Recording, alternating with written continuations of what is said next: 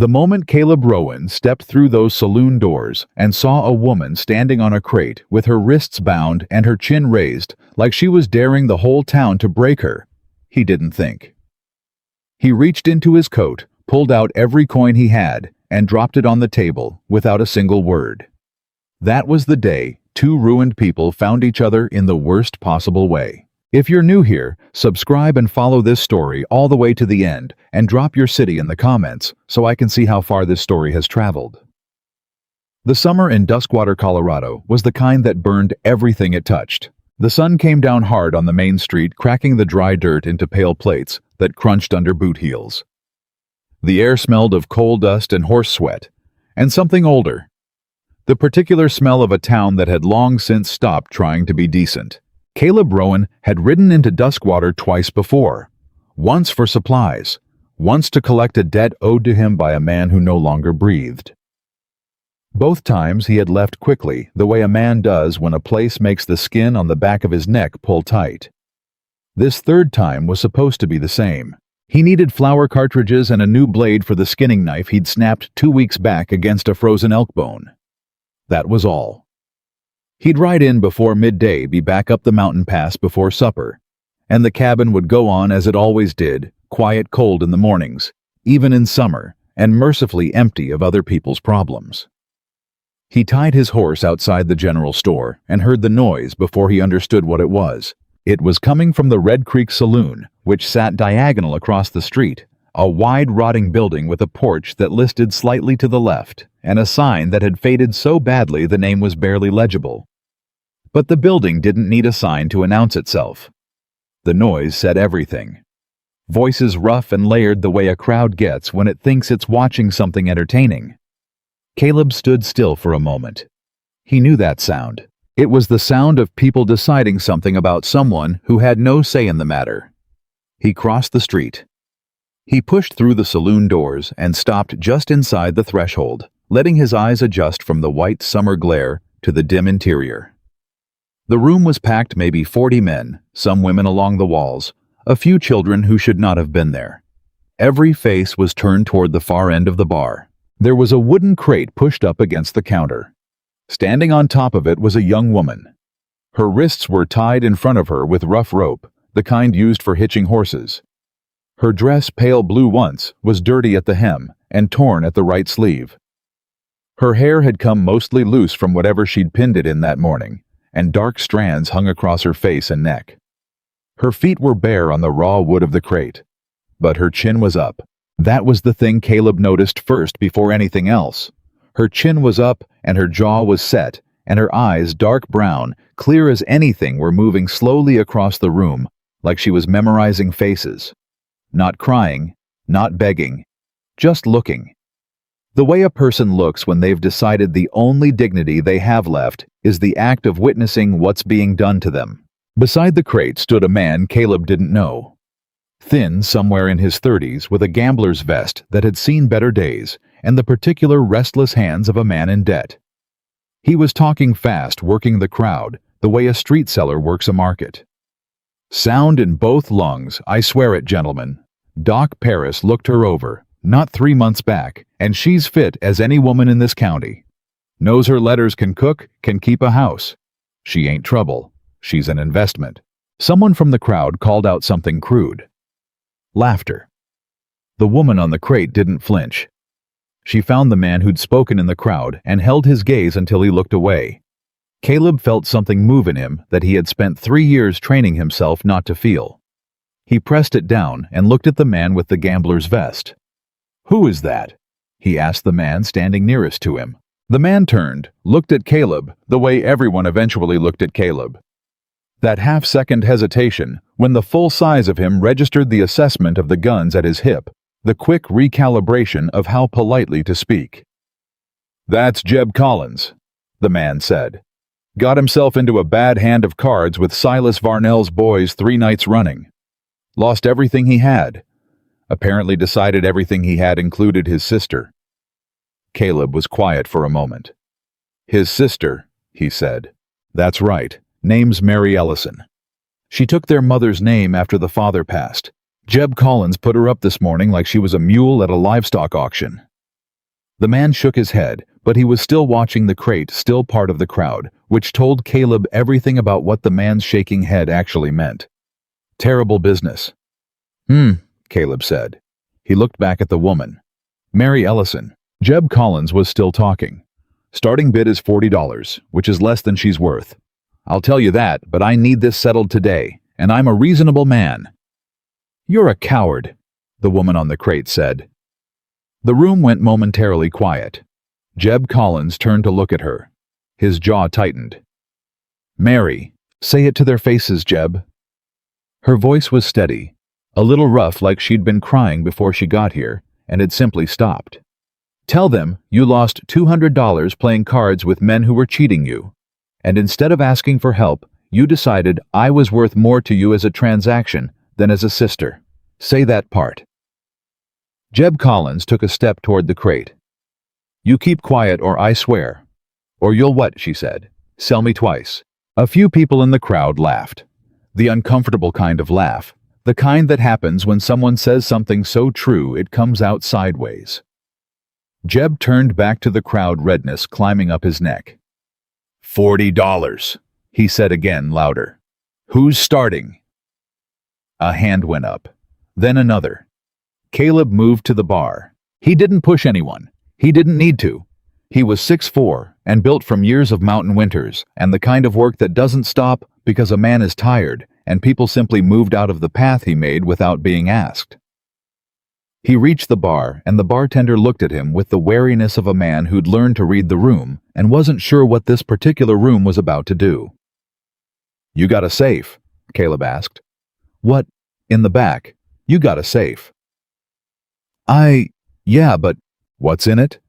The bartender blinked. What business is that of? I'm asking what you'd take for the contents of the safe. I don't. The bartender stared at him. Mister, that's not, I can't just. Caleb reached into the inside breast pocket of his coat and pulled out a canvas bag. He set it on the bar. It landed with a weight and sound that was unmistakable. How much? Caleb said. The bidding behind him had reached $60. A man with a red beard was raising his hand again. The bartender looked at the bag, looked at Caleb, swallowed. There's about 110, maybe 120 in there. End of last week's. Fine, Caleb said. He opened the canvas bag and began counting out coin onto the bar. Add 60 more, and that's 180. That ends the bidding. Mister, I can't just give you the contents of... I'm not asking for the contents, Caleb said, still counting. I'm using this as a number. What would end this whole proceeding right now immediately with no further discussion? The bartender stared at him. Behind Caleb, the bidding hit $70. 200? The bartender said very quietly. 200 ends it. That's what Varnell's man said would clear the whole debt. Caleb stopped counting. He put the partially counted coins back in the bag, reached into his coat again, and pulled out a second smaller bag. He upended both onto the bar, pushed the combined pile toward the bartender, and looked at him. Count it, he said. Aye, sir. Count it. The bartender counted with shaking hands. His lips moved. He reached the end of the pile and looked up. That's $214, he said. Then we're done, Caleb said. He turned around. The room was watching him now. The bidding had stopped. Jeb Collins was staring with his mouth slightly open. The red-bearded man still had his hand in the air, apparently not having received word that the moment had passed. Caleb walked to the center of the room and looked at Jeb Collins. Debt's paid, he said. In full, Ed. Jeb Collins opened his mouth, closed it, looked at the bartender who was still standing behind the bar, looking somewhat stricken. The bartender gave a small, helpless nod. Now, Caleb said, untie her. Jeb didn't move immediately, and in that pause, something happened in the room, a shift in temperature. The collective sense of 40 people deciding all at once that they would very much rather not be in the path of what this man might do next. Jeb walked to the crate and untied Mary's wrists. She stepped down from the crate without taking the hand he offered. She stood in the middle of the saloon and looked at Caleb.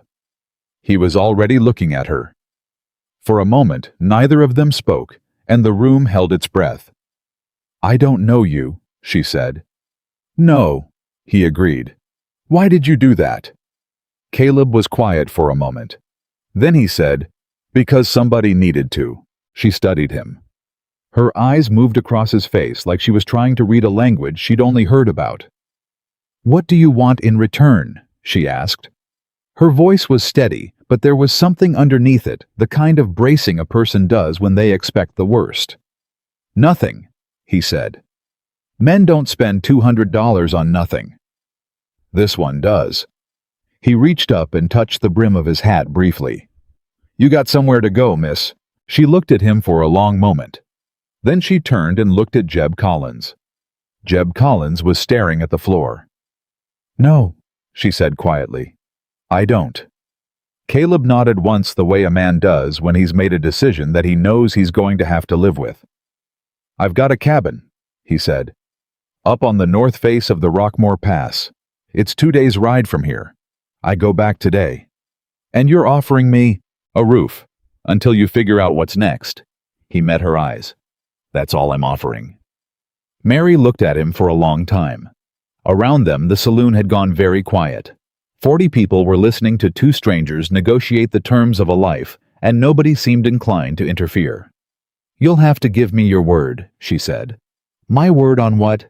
That's all it is." She didn't elaborate. She didn't need to. Caleb looked at her, at the rope marks, still red on her wrists, at the torn sleeve, at the bare feet on the dirty saloon floor, and something in his face shifted just barely, like a door opening an inch. "You have it," he said. She held his gaze for another 3 seconds. Then she turned to Jeb Collins, and when she looked at her brother, something crossed her face that was worse than anger. It was the particular sorrow of a person burying something they'd hoped to keep alive. "Don't come looking for me," she said. Jeb Collins didn't answer, didn't look up. Mary turned back to Caleb and lifted her chin. "Then let's go," she said. They were out of Duskwater by early afternoon. Caleb rode his dark bay horse Atlas, who was old enough to be reliable and stubborn enough to be trustworthy.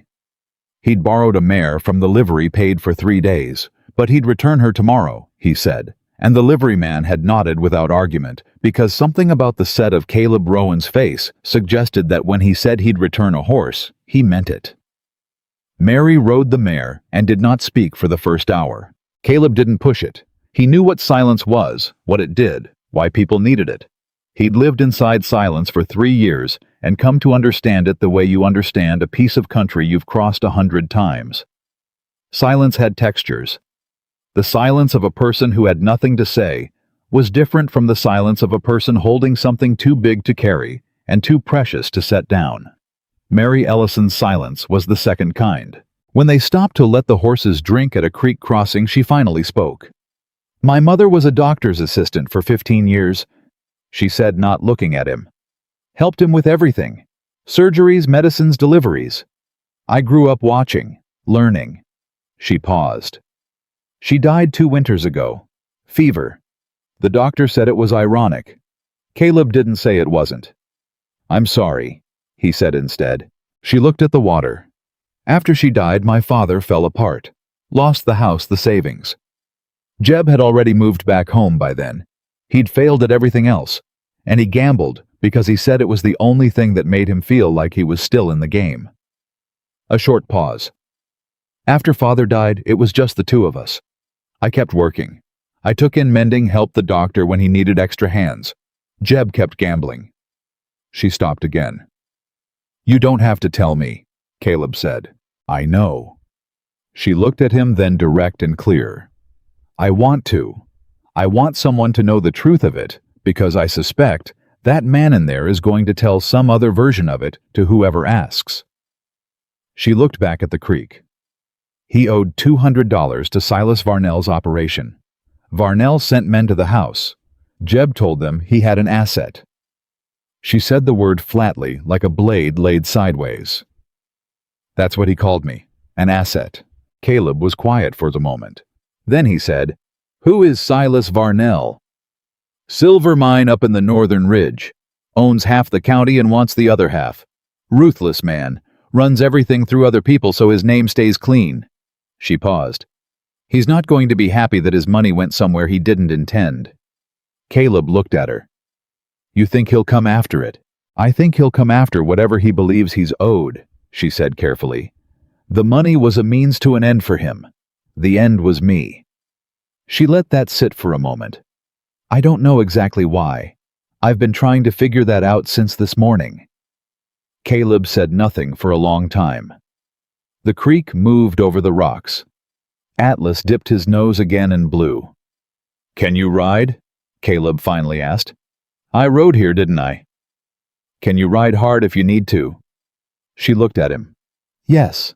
He nodded and turned his horse back to the trail. "Then let's make time while we have light." The trail up toward the Rockmore Pass was not a trail that appeared on any maps drawn for ordinary travelers. It was the kind of path that existed because one man had used it enough times that the mountain had accepted the arrangement. It wound up through scrub oak and pine, past granite outcrops that jutted like broken teeth across two creek crossings where the water ran fast and cold, even in summer, and through a long, narrow channel between two cliff faces that Caleb called the shoulder. Mary watched him navigate it with the ease of a man walking a familiar room in the dark. "How long have you been up here?" she asked somewhere in the second hour of climbing. 3 years, he said from ahead of her. "Before that?" A pause. "Army surgeon. Before that, general practice. Before that, a young man in Virginia who thought medicine would fix more than it could." Mary was quiet for a moment, processing this. "You're a doctor." "Was." "Why did you stop?" He didn't answer right away. The trail curved around an outcrop and opened briefly to a view of the valley below Duskwater, visible as a cluster of miniature buildings in the wide summer heat, the creek a silver thread beside it. "Lost someone I should have saved," he said finally. "Decided I was done deciding who lived." Mary looked at the valley for a moment. "And then you went and spent $200 on a stranger in a saloon," she said. Something shifted in the set of his shoulders, just barely. "Don't read too much into it," he said. "I'm not reading anything into it," she said. "I'm just noting the contradiction." He didn't answer. The trail curved back into the trees, and the valley disappeared. They reached the cabin after dark on the first night, stopping only once to camp Caleb building a fire that was small and practical, and exactly what was needed, Mary taking the bedroll he handed her without comment. The cabin was built low and solid against the mountain face, set into a natural shelf of rock that protected it from wind on 3 sides. It was bigger than she'd expected. One main room, a storage room, a lean-to for the horses. Everything inside was ordered with the precision of a man who lived alone, and had stopped seeing the point of disorder. She stood in the doorway and looked around. "It's clean," she said. "Dirt is a problem up here," he said, setting down his packs. "Brings pests. Pests cause damage. I don't have the patience for damage." She looked at the shelves along the wall, medical texts she noticed arranged by spine. A copy of Gray's Anatomy, so worn the cover had separated from the binding. Jars of dried herbs she recognized. A locked cabinet that she was almost certain contained medicines. "You said you were done practicing medicine," she said. "I am." "Then why?" "In case," he said flatly, and began unpacking provisions. Mary looked at the shelves for another moment. Then she turned and helped him unpack without being asked. He noticed. He didn't say anything about it. They ate in the kind of silence that had moved somewhere between Duskwater and here, from the silence of strangers to the silence of people who were still deciding what they were to each other. Cornbread from what he had left, cured meat coffee that was strong enough to stand a spoon in. When she was done eating, Mary said, "What do you need from me for staying here?" Caleb looked up. "You said a roof and nothing else," she said, holding his gaze steadily. "I believe you. But I don't stay somewhere and contribute nothing. So what is it that you need help with that you haven't been able to do yourself?" He was quiet for long enough that she wondered if she'd said something wrong. "I've been trying to expand the storage room," he finally said. "I need to shore up the east wall before winter. I can't do the interior work and hold the supports at the same time." He said it the way a man says something he's been practical enough to admit, but still finds slightly uncomfortable to say out loud. "And the kitchen garden hasn't produced well this summer. I don't have the patience for plants." Mary nodded once. "I can do both of those things," she said. "You know construction. I know basic structure. My father built our house from plans, and I watched every bit of it." She paused. "And I was raised by a woman who grew a kitchen garden in hard mountain soil in Vermont. Colorado won't be worse." Something very small moved across Caleb Rowan's face. If she'd been looking anywhere else, she would have missed it. It was not a smile exactly. It was the expression of a man who had expected less and gotten more, and didn't quite know what to do with that yet. "All right," he said. "Whoa." The first week passed in the way of first weeks between two cautious people carefully, with a great deal of attention paid to the management of space. Caleb rose before dawn every morning. By the time Mary was up, he had already been outside for 2 hours, doing whatever the mountain required of him, checking traps, cutting wood, repairing something or other. He left coffee on the stove. She thought about that. The coffee. He didn't mention it. It was just there. She started in on the garden the second day. It was in worse shape than he'd described. The soil was poor and packed, and someone at some point had planted things in the wrong order, so that they were fighting each other for water. She spent 3 days reworking it from the ground, talking to the plants. A little while she worked the way her mother had. On the 4th day she was deep in the soil when she heard him stop walking behind her. She looked up. He was standing with an armload of cut timber watching her talk to a tomato plant. "It helps," she said without embarrassment. "Does it?" he said. "My mother said plants respond to attention. Whether or not that's botanical fact, the act of paying attention to something makes you better at caring for it." She sat back on her heels. She was right about most things. He stood there for a moment. Then he said, "She sounds like she was a good doctor." Mary looked at him. "She would have been. They didn't let her be one." She turned back to the garden. "So she became the best assistant she could and taught everything she knew to me." Caleb was quiet. Then he set the timber down nearby and said, "Come look at the east wall when you're done there. I want to show you what I'm trying to do." She finished with the plants and went to look at the east wall. He explained the problem clearly and precisely, the kind of explaining that a man does when he respects the person he's explaining to. He showed her where the supports needed to go, what he could do from the outside, what needed a second pair of hands from inside. "I can hold those," she said, pointing. "They'll be heavy." "I know what heavy is," she said, looking at him directly. He looked back at her for a moment. Then he handed her the support beams. They worked the east wall for 4 days. He worked from the outside, she from the inside, and they developed the wordless communication of two people doing a physical task together, signals given by the movement of lumber, by a hand held up by the sound of a nail finding its mark. It was the most practical intimacy she'd experienced in years, and something about it settled her in a way she hadn't expected. On the evening of the 4th day, when the wall was solid, and they were both sitting on the porch, with the kind of tired that lives in the shoulders and hands, he said without looking at her, "You held the northeast corner steady for 6 minutes without shifting." "I counted," she said. A pause. "Most men couldn't do that." "Most men don't need to," she said. He was quiet. Then quietly, "Thank you." She looked at him. He wasn't looking at her. He was looking at the mountain, at the last light pulling away from the peaks to the west. "You're welcome," she said. It was the end of the 2nd week when the first rider came.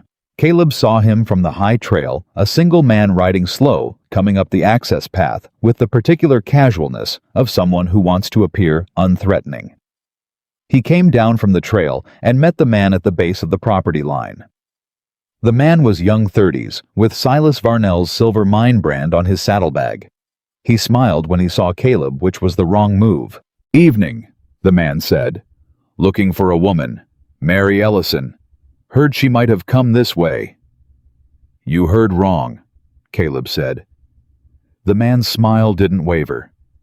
Mr. Varnell's very interested in her whereabouts. There was a financial arrangement. The financial arrangement was cleared, Caleb said. Every cent of it. You can take that word back to Varnell. Mr. Varnell's position is that the money was owed to him, but what he was buying wasn't the money. The man let that settle. He had a specific interest in the woman. The money was incidental. Caleb looked at him for a long, steady moment. You're going to want to turn that horse around, he said. And you're going to want to do it before I finish the sentence I'm forming. The man studied Caleb's face clearly, trying to determine whether this was a negotiating position or a statement of fact. He made the right call. Mr. Varnell will hear about this, he said, pulling his horse around. I expect he will, Caleb said. He watched the rider go until he was out of sight around the lower bend. Then he stood for a moment in the summer quiet, looking down the mountain, turning something over in his mind. He went back to the cabin. Mary was inside at the table, and she looked up when he came in.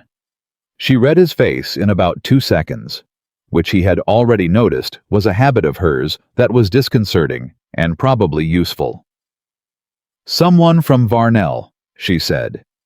It was not a question. Yes. She set down what she was doing.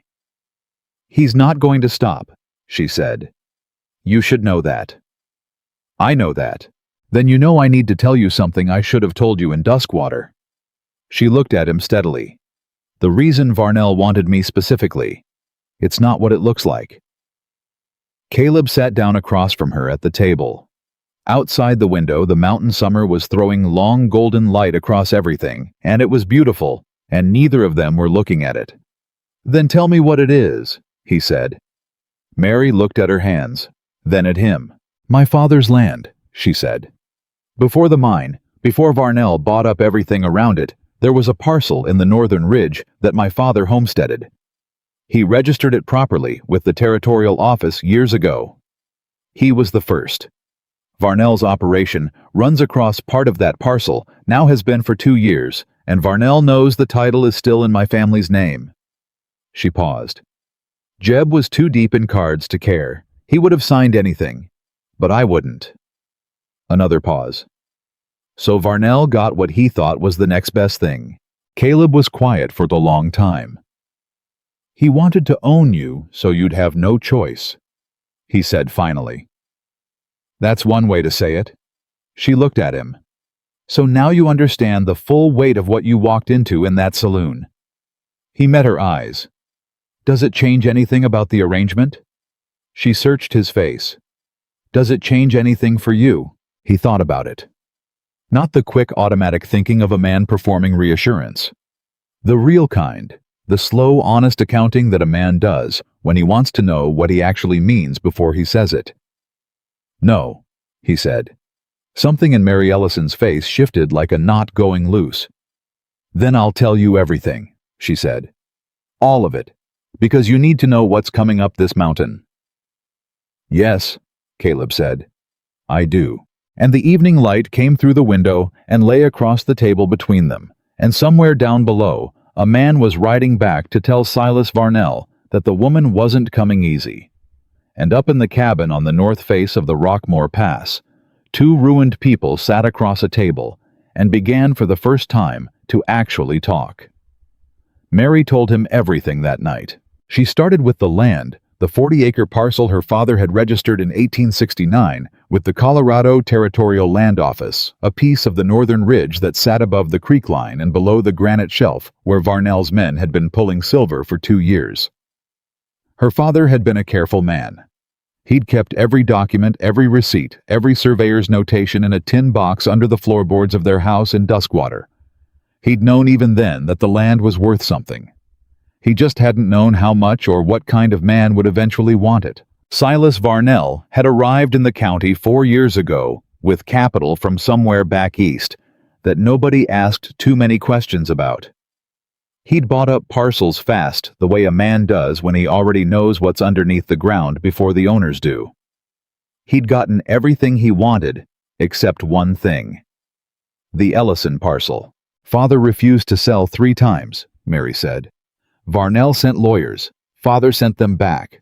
Then Father got sick, and Varnell sent a man named Galt, who told Father he could make the dying easier or harder depending on what he signed. She paused. Father told Galt to leave his house, and then he died 2 months later with every document still in that tin box. "Where's the tin box now?"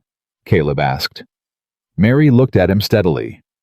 "Hidden, in a place that isn't the house. Jeb doesn't know where it is. Jeb never knew it existed."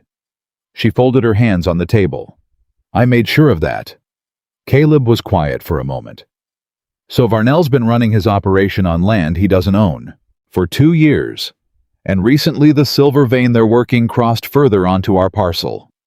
I know because one of the miners, a man named Tibbs, who was friends with my father, came to tell me 2 months ago. He said Varnell's operation was pulling ore from ground that legally belongs to the Ellison estate." She let that land. If anyone ever brought that to a territorial court, Varnell would lose not just the parcel, but potentially everything he's built on top of it. The claims overlap. It would unravel.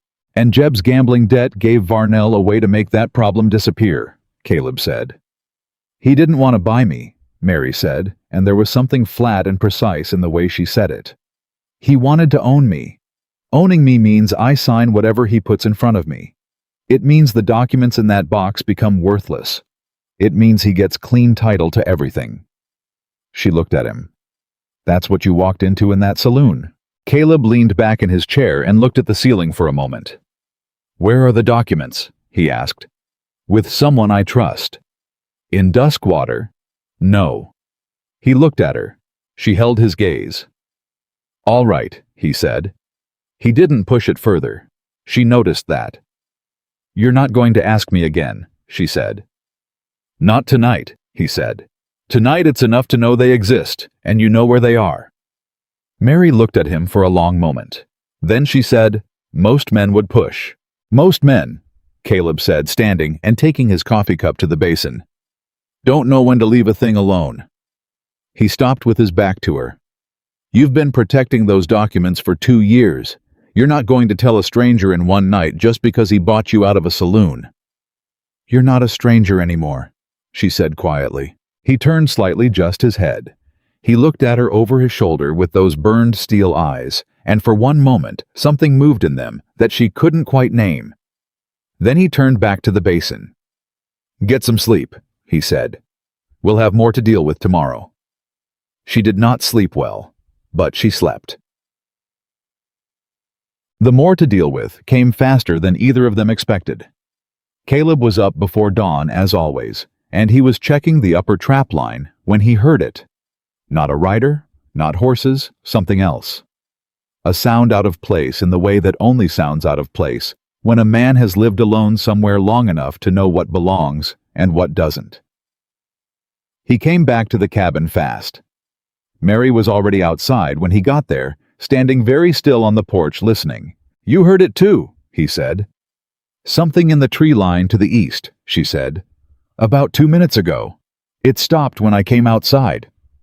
He stood beside her, and they both listened. The morning was early enough that the birds weren't fully going yet, and the silence had a kind of alert quality to it, the same quality a field gets when something large has moved through it recently.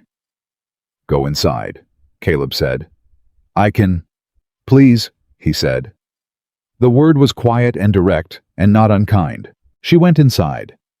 She went to the east-facing window and watched. He moved around the cabin perimeter with the particular economy of a man who had learned to move through uncertain spaces. No wasted motion, no noise, body angled to present the smallest profile. He disappeared around the east corner. Mary stood at the window and counted her own heartbeats. At 43, he came back around the south corner with someone in front of him. A boy couldn't have been more than 16, thin with trail dust thick on his clothes, and the specific look of someone who had been moving through wilderness for longer than was comfortable. The boy was holding his hands slightly away from his body, in the universal language of, "I am not a threat, please believe me." Caleb walked him to the porch steps and stopped. Mary came outside. "Says his name is Pete Harker," Caleb said, looking at her. "Says he knows you." Mary looked at the boy and something changed in her face. Immediately recognition, and behind it, alarm. "Pete, what are you doing here? Mrs. Ellison." "Miss Mary." The boy was breathing hard like he'd been running. "Tibbs sent me. He said to find you wherever you'd gone, said it was worth the trouble." He stopped to catch his breath. Varnell's men came to Tibbs' place 3 days ago, looking for the documents. Tibbs hid them, but they roughed him up pretty good. He's okay, but they told him if the papers didn't surface in 2 weeks, they'd come back and the conversation would go differently. Mary's jaw tightened. How did they know Tibbs had them? They didn't, not for certain, but Tibbs thinks someone saw you leave his place before all this happened and put it together. Pete glanced at Caleb, then back at Mary. He says you need to get those papers to the territorial office in Crestfield before Varnell gets to the filing clerk. Varnell's been paying the clerk to flag anything related to the Ellison parcel. If Varnell gets there first, he files a fraudulent transfer, Mary said, and suddenly I signed something I never signed. Tibbs says he's got enough left of the bruises to testify if he needs to, but he needs you to file first. The clerk that Varnell owns is out sick. His replacement comes in Monday. Pete looked at her with the seriousness of a 16-year-old delivering news he fully understands. Today's Thursday, Miss Mary. 4 days. Caleb looked at Mary. Mary looked back at him. Where are the documents? He asked. This time it was not a question he was going to leave alone. Mary held his gaze for 2 seconds. Then she said, Tibbs has the originals, but I made copies. I have mine. Where? She was still looking at him, reading him the way she'd been doing since that first day. Then she turned and went inside, and when she came back, she was carrying a flat leather satchel that had been sewn into the lining of a larger bag, the kind of concealment that required patience and planning, and someone who had expected to need it. She held it out to him. He took it carefully, opened it, looked at the papers inside: surveyor maps, registration documents, land office stamps, dates going back 14 years. Everything a territorial court would need. This is enough, he said. With Tibbs's originals, this is enough to establish clear title and contest Varnell's claims. Can we get to Crestfield in 4 days? Mary asked. Caleb looked at her. Then he looked at Pete. Boy, you got a horse. Rode it nearly lame getting here, Pete said. She needs 2 days rest. She'll get one, Caleb said.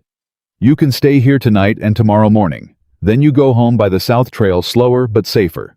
You tell Tibbs we're moving. Yes, sir, Pete said. Then, with the directness of a teenager who'd been raised to be useful, are you going to be enough against Varnell's men? Caleb looked at him for a moment. Go eat something, he said. There's food inside. Pete went inside. Caleb turned to Mary. She was already watching him. You know the Crestfield Road, he said. I've ridden it twice, she said. It goes northeast along the ridge before it drops into the valley. 2 days in 1 day to the town, 1 day back, that's tight. We leave tomorrow before light, he said. We move fast, and we don't stop in any town long enough to be noticed. Varnell will have men watching the road, she said. Yes, he said. That's why we don't take the road. She looked at him. You know another way. I know the mountain, he said simply. Varnell's men know roads. For a moment Mary looked at him with an expression he hadn't seen from her before. Not the measuring look, not the careful, steady assessment she'd been wearing since the saloon. Something more complicated. Something that was trying very hard not to be hope and wasn't entirely succeeding. All right, she said. We go tomorrow. Yes, he said. And then, because he was Caleb Rowan, and he said the thing that needed saying, whether or not it was comfortable, this is going to get harder before it gets better. I know that, she said. I need you to know it for real, not bravely, for real. She met his eyes. My brother sold me to a man's debt. I hid my family's legal documents in a bag lining and spent 2 years waiting for this exact situation. Her voice was quiet and absolute. I know what hard is, Caleb. It was the first time she'd used his name. He heard it. Something in the lines of his face shifted, the same, almost invisible shift she'd been cataloging since the first day, each one a small measure of something changing. "Yeah," he said quietly. "I reckon you do." They left before the sky was anything other than dark gray. Pete still sleeping on the floor by the stove, with his boots on. Caleb had left enough food out for him, and a note written in the plain direct hand of a man who didn't believe in unnecessary words that said, "South Trail.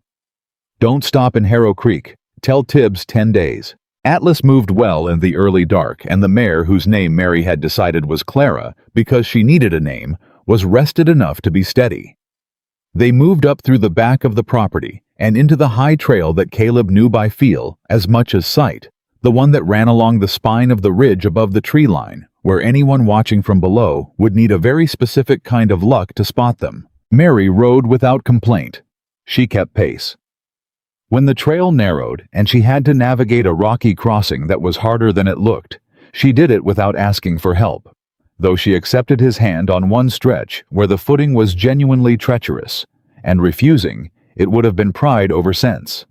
She held the hand for the span of 3 steps and then let it go. He didn't mention it. She was grateful. "Tell me about before," she said somewhere in the first hour. "Before the mountain. You said army surgeon." He was quiet for a moment. "Served through most of the conflict. Field surgery. You learn things in field surgery that you'd rather not know." "Like what?" "Like how fast a man's perspective changes when the thing he's trying to save is right there in front of him." He paused. "In a hospital, you can be distant, clinical. In a field tent with the noise happening outside and a man bleeding on your table, you can't be distant. You're just there. Completely there." "Is that bad?" "It's the only honest way to do it," he said. "But it costs." Mary rode and thought about that. "What happened after you said you lost someone you should have saved?" The trail crested a rise, and the pre-dawn landscape opened on either side of them, vast and dark and enormous. "My wife," he said, "and my daughter." The words were simple and quiet, and hit Mary like a stone dropped into still water. "I was back from service," he continued, and his voice didn't change, which she understood was not absence of feeling, but the long practice of a man who had learned to carry something and keep moving. "Set up practice in a town called Riker's Bluff. Small place. Good people. There was a fire in the building next to ours on a night I was out on a call." A pause. "By the time I got back, the building was gone. By the time it was over..." He stopped. Started again. "I was the town doctor. I had all the tools. I had the training. And I was on the wrong side of town." "It wasn't your fault," Mary said, because she had to say it because it was true. "No," he agreed. "It wasn't. But fault isn't the only thing that breaks a man." He paused. "I couldn't stay in that town. Couldn't practice. Every time I picked up a tool, I thought about the one time having every tool available made no difference at all." A longer pause.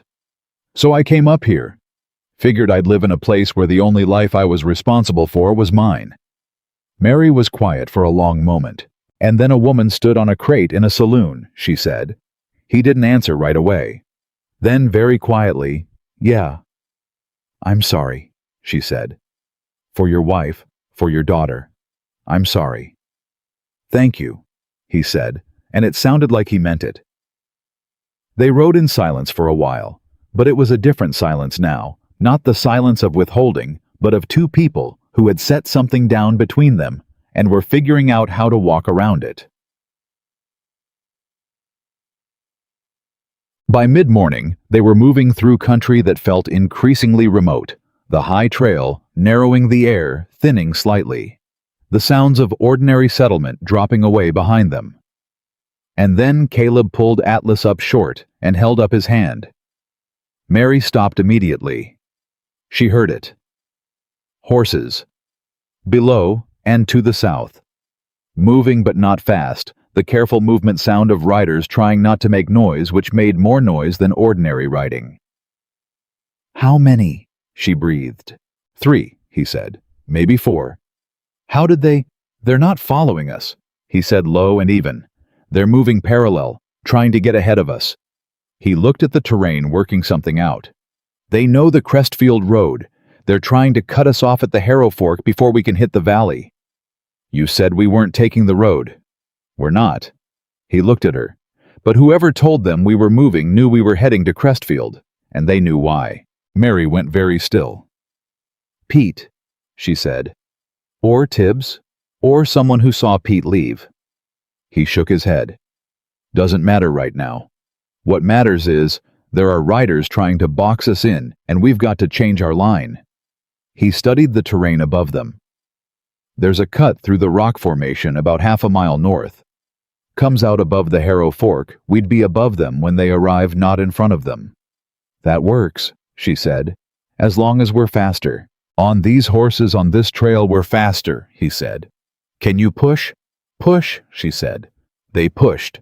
It was not comfortable riding the kind that asks everything of both the horse and the person on it, that demands complete attention and offers nothing back but the necessity of forward motion. Clara proved herself on that half-mile, picking her way with a sureness that vindicated Caleb's choice of her from the livery. Mary rode flat and low and fast, and didn't drop the pace once. They came through this cut above the Harrow Fork with enough time to pull back into the shadow of the rock face and wait. 4 riders came through the fork below them 7 minutes later. Moving in a controlled column, armed, scanning the trail ahead with the specific attention of men who expect to find something and are annoyed they haven't yet. Mary and Caleb pressed still and silent against the rock and watched them pass below. She could feel her heartbeat in her throat. She kept her breathing slow. Caleb was watching the riders with the expression of a man running calculations. He waited until the sound of hooves faded. Then he said quietly, "When we get to Crestfield, we're not stopping overnight." "File and leave," she said. "File and leave," he agreed. "We get in, we get to the land office, we file everything, we get back on the road." He looked at her. "Varnell's going to know what we're doing the moment those riders report back that we weren't on the Crestfield Road. He'll move fast." "How fast?" "Fast enough that 2 days back up the mountain is going to feel very long," Caleb said. Mary looked at the empty trail below where the riders had passed. Then she looked at him. "Then we'd better not waste time," she said. He looked at her for a moment. Really looked the way he did sometimes when she'd done or said something that recalibrated something for him. "You're not scared," he said. It was not quite a question. "I'm terrified," she said. "But I spent 2 years being terrified in a house in Duskwater waiting for something to happen. I'd rather be terrified moving toward something than standing still, waiting for it to arrive." Caleb Rowan did something then that she hadn't seen him do before and wouldn't forget. He smiled. Not much. Just enough a brief, genuine thing gone almost before it was there. But it was real, and it changed his face completely, and something in her chest did something complicated that she noted and decided to think about later. "Then let's move," he said. They rode hard through the middle of the day. By the time the sun had moved past its peak and was beginning its long angle toward afternoon, they were out of the high country and into the lower approach to the valley that held Crestfield. The land office was on the north end of the main street. She'd been there once years ago, with her father, when he'd filed the original registration. She remembered the way the clerk had looked at her father over his spectacles, and then stamped the documents anyway, because the documents were in order, and law in those moments was simply law. She hoped Monday's replacement clerk had the same relationship with the law. They entered Crestfield from the north, which meant the land office was the first substantial building they reached. Caleb tied the horses. Mary took the satchel. The replacement clerk was a young man named Abbott, who had the harried look of someone filling in for someone else and trying to do it correctly. He looked up when they came in, looked at the satchel, and straightened immediately. "I need to file a land title claim," Mary said, setting the satchel on his counter. "On behalf of the Ellison estate. The original registration is in this parcel." She opened the satchel and laid the documents out in order the way her father had taught her registration. First survey, second boundary descriptions, third timestamps last. I also have reason to believe a fraudulent transfer may be attempted on this parcel. I want that on record as well." Abbott looked at the documents. He looked at her. He looked at Caleb, who was standing slightly behind her to the left, and then very carefully looked back at the documents. The original filing was by... Abbott checked the first page. Thomas Ellison, in 1869. "My father," Mary said. "He's deceased. The estate passes to his issue. I'm his daughter and the surviving member of the estate." She had a document for this too, the death certificate filed in Duskwater County Court, with her name listed as surviving next of kin. She laid it on top of the pile. Abbott looked through the papers slowly. Then he looked up. "You said fraudulent transfer. I have reason to believe that someone may attempt to file documents purporting to show a transfer of this parcel that I did not authorize. I want a notation in the record that any such filing should be flagged for investigation, and that I am the legal heir and have not authorized any transfer." Abbott was quiet for a moment. He was young, but he was careful, and Mary could see him turning the situation over, weighing what she was asking against what it might cost him. Caleb stepped forward. He did it quietly, just one step, but it changed the gravity of the room. "Son," he said, and his voice was not threatening. Just certain, the way a mountain is certain. "This woman's father built that land from nothing, registered it properly, and died protecting it. What she's asking you to do is your job. The correct part of your job." He held the young man's gaze. "Is there any part of what she's shown you that isn't in order?" Abbott swallowed. "No, sir," he said. "Then let's get it done." Abbott got it done. It took 40 minutes, the proper stamping, the notarization, the entry into the register, the fraud alert notation that went into a separate ledger that Abbott explained with some pride was kept under lock, separate from the main files. When it was finished, Mary had a stamped receipt with the territorial seal, and Abbott had a ledger entry that would require a judge's order to remove. She stood at that counter and looked at the stamped receipt for a long moment. Her father's name was on it. Thomas Ellison, original registrant, and below it in Abbott's careful hand, Mary Grace Ellison, heir of record filing, confirmed. "Thank you," she said to Abbott. "Yes, ma'am," he said. She turned. Caleb was waiting by the door, watching her face. She tucked the receipt into the satchel and walked toward him. When she reached him, she stopped, and without planning to, without particularly deciding to, she said, "My father would have liked you." Caleb was quiet for a moment. Something moved in his face, deeper than the usual small shifts. Something that reached further. "That means something," he said. "I meant it to," she said. They walked outside into the afternoon. They were 2 hours out of Crestfield when they heard the riders behind them. Not the careful parallel movement from this morning. This was direct, hard-riding pursuit making no effort at subtlety. Mary heard it and looked at Caleb. "They know," she said. "Varnell had someone watching the land office," he said. He was already scanning ahead, reading the terrain, running the same fast calculations she'd seen him run before. "The filing's done. They can't undo it." He looked at her. "But that means they have nothing left to lose by stopping us before we get back." "If we don't make it back, the filing stands regardless," he said. "Abbott has it in the ledger. It's done." He looked at her directly. "But I intend for us to make it back." The sound of hooves was closer. "How many?" she asked. "More than this morning," he said. "We can't outrun them on the main trail." He looked up at the ridge to the east. "But they don't know this country. I do." "Then lead," she said. He led. What followed was 2 hours that Mary would remember for the rest of her life, not because of what happened, but because of what she felt during it. The absolute requirement of the present moment. The way fear becomes something else entirely when there is no room for anything except the next decision, the next footfall, the next direction change. She rode where Caleb rode.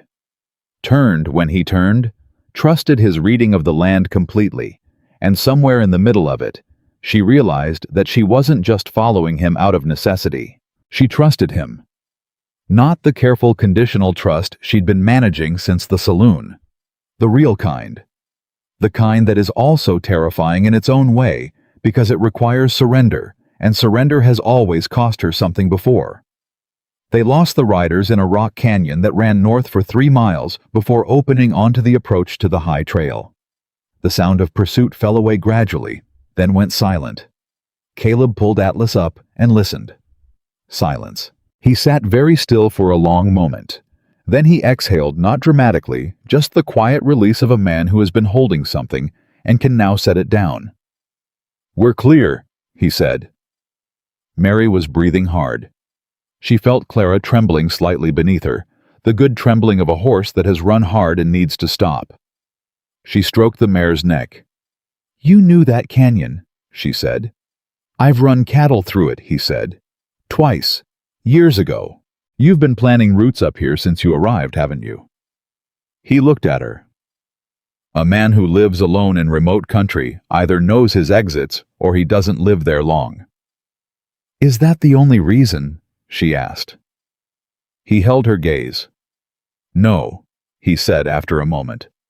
"I reckon it's not." She didn't ask him to say more. She'd learned over these weeks that Caleb Rowan said exactly what he meant and left the rest for later. There was always a later. She was beginning to believe in that later. They rode back toward the mountain in the long golden hours of late afternoon, and neither of them talked much. But the silence between them now was the kind that has been earned layered and warm and full of things that didn't need saying, because they were already understood. When the cabin came into view above them in the evening light, Mary felt something she hadn't felt in so long, she'd almost forgotten what to call it. Safe. Not because the threat was gone. Varnell was still out there. His men were regrouping somewhere on a trail, reporting back, planning next moves.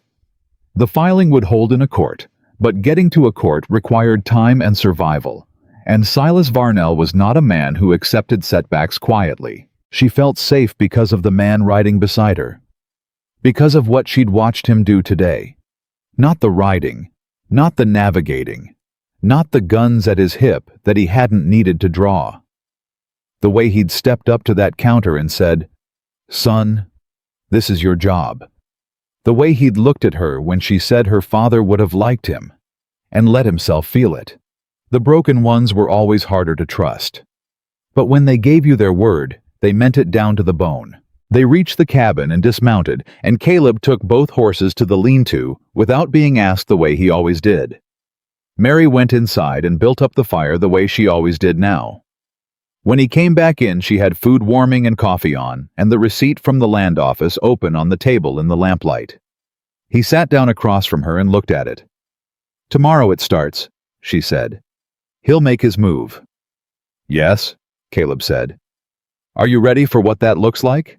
He looked at her across the table, across the lamp, across the stamped paper, with her father's name, and her name, and the territorial seal that said, "This land is hers, this is true, this is legal, this stands." "I've been ready for something like this for 3 years, he said quietly. "I just needed to know what I was being ready for."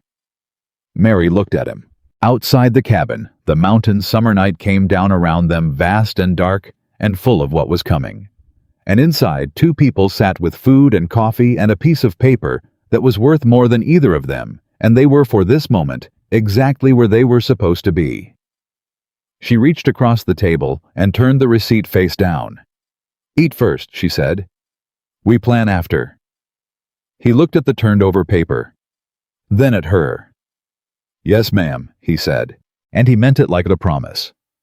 They made their plan that night over a table that had seen 2 weeks of cautious meals and careful conversation, and what emerged from it was not elegant, but it was honest.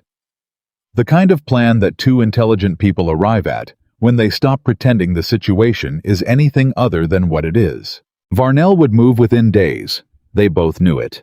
The filing was done and legal and stamped with the territorial seal, and that meant Varnell's play had shifted from prevention to destruction. A man like Silas Varnell, who had built everything he had on the assumption that money moved faster than law, did not absorb a legal setback quietly. He absorbed it by changing the game.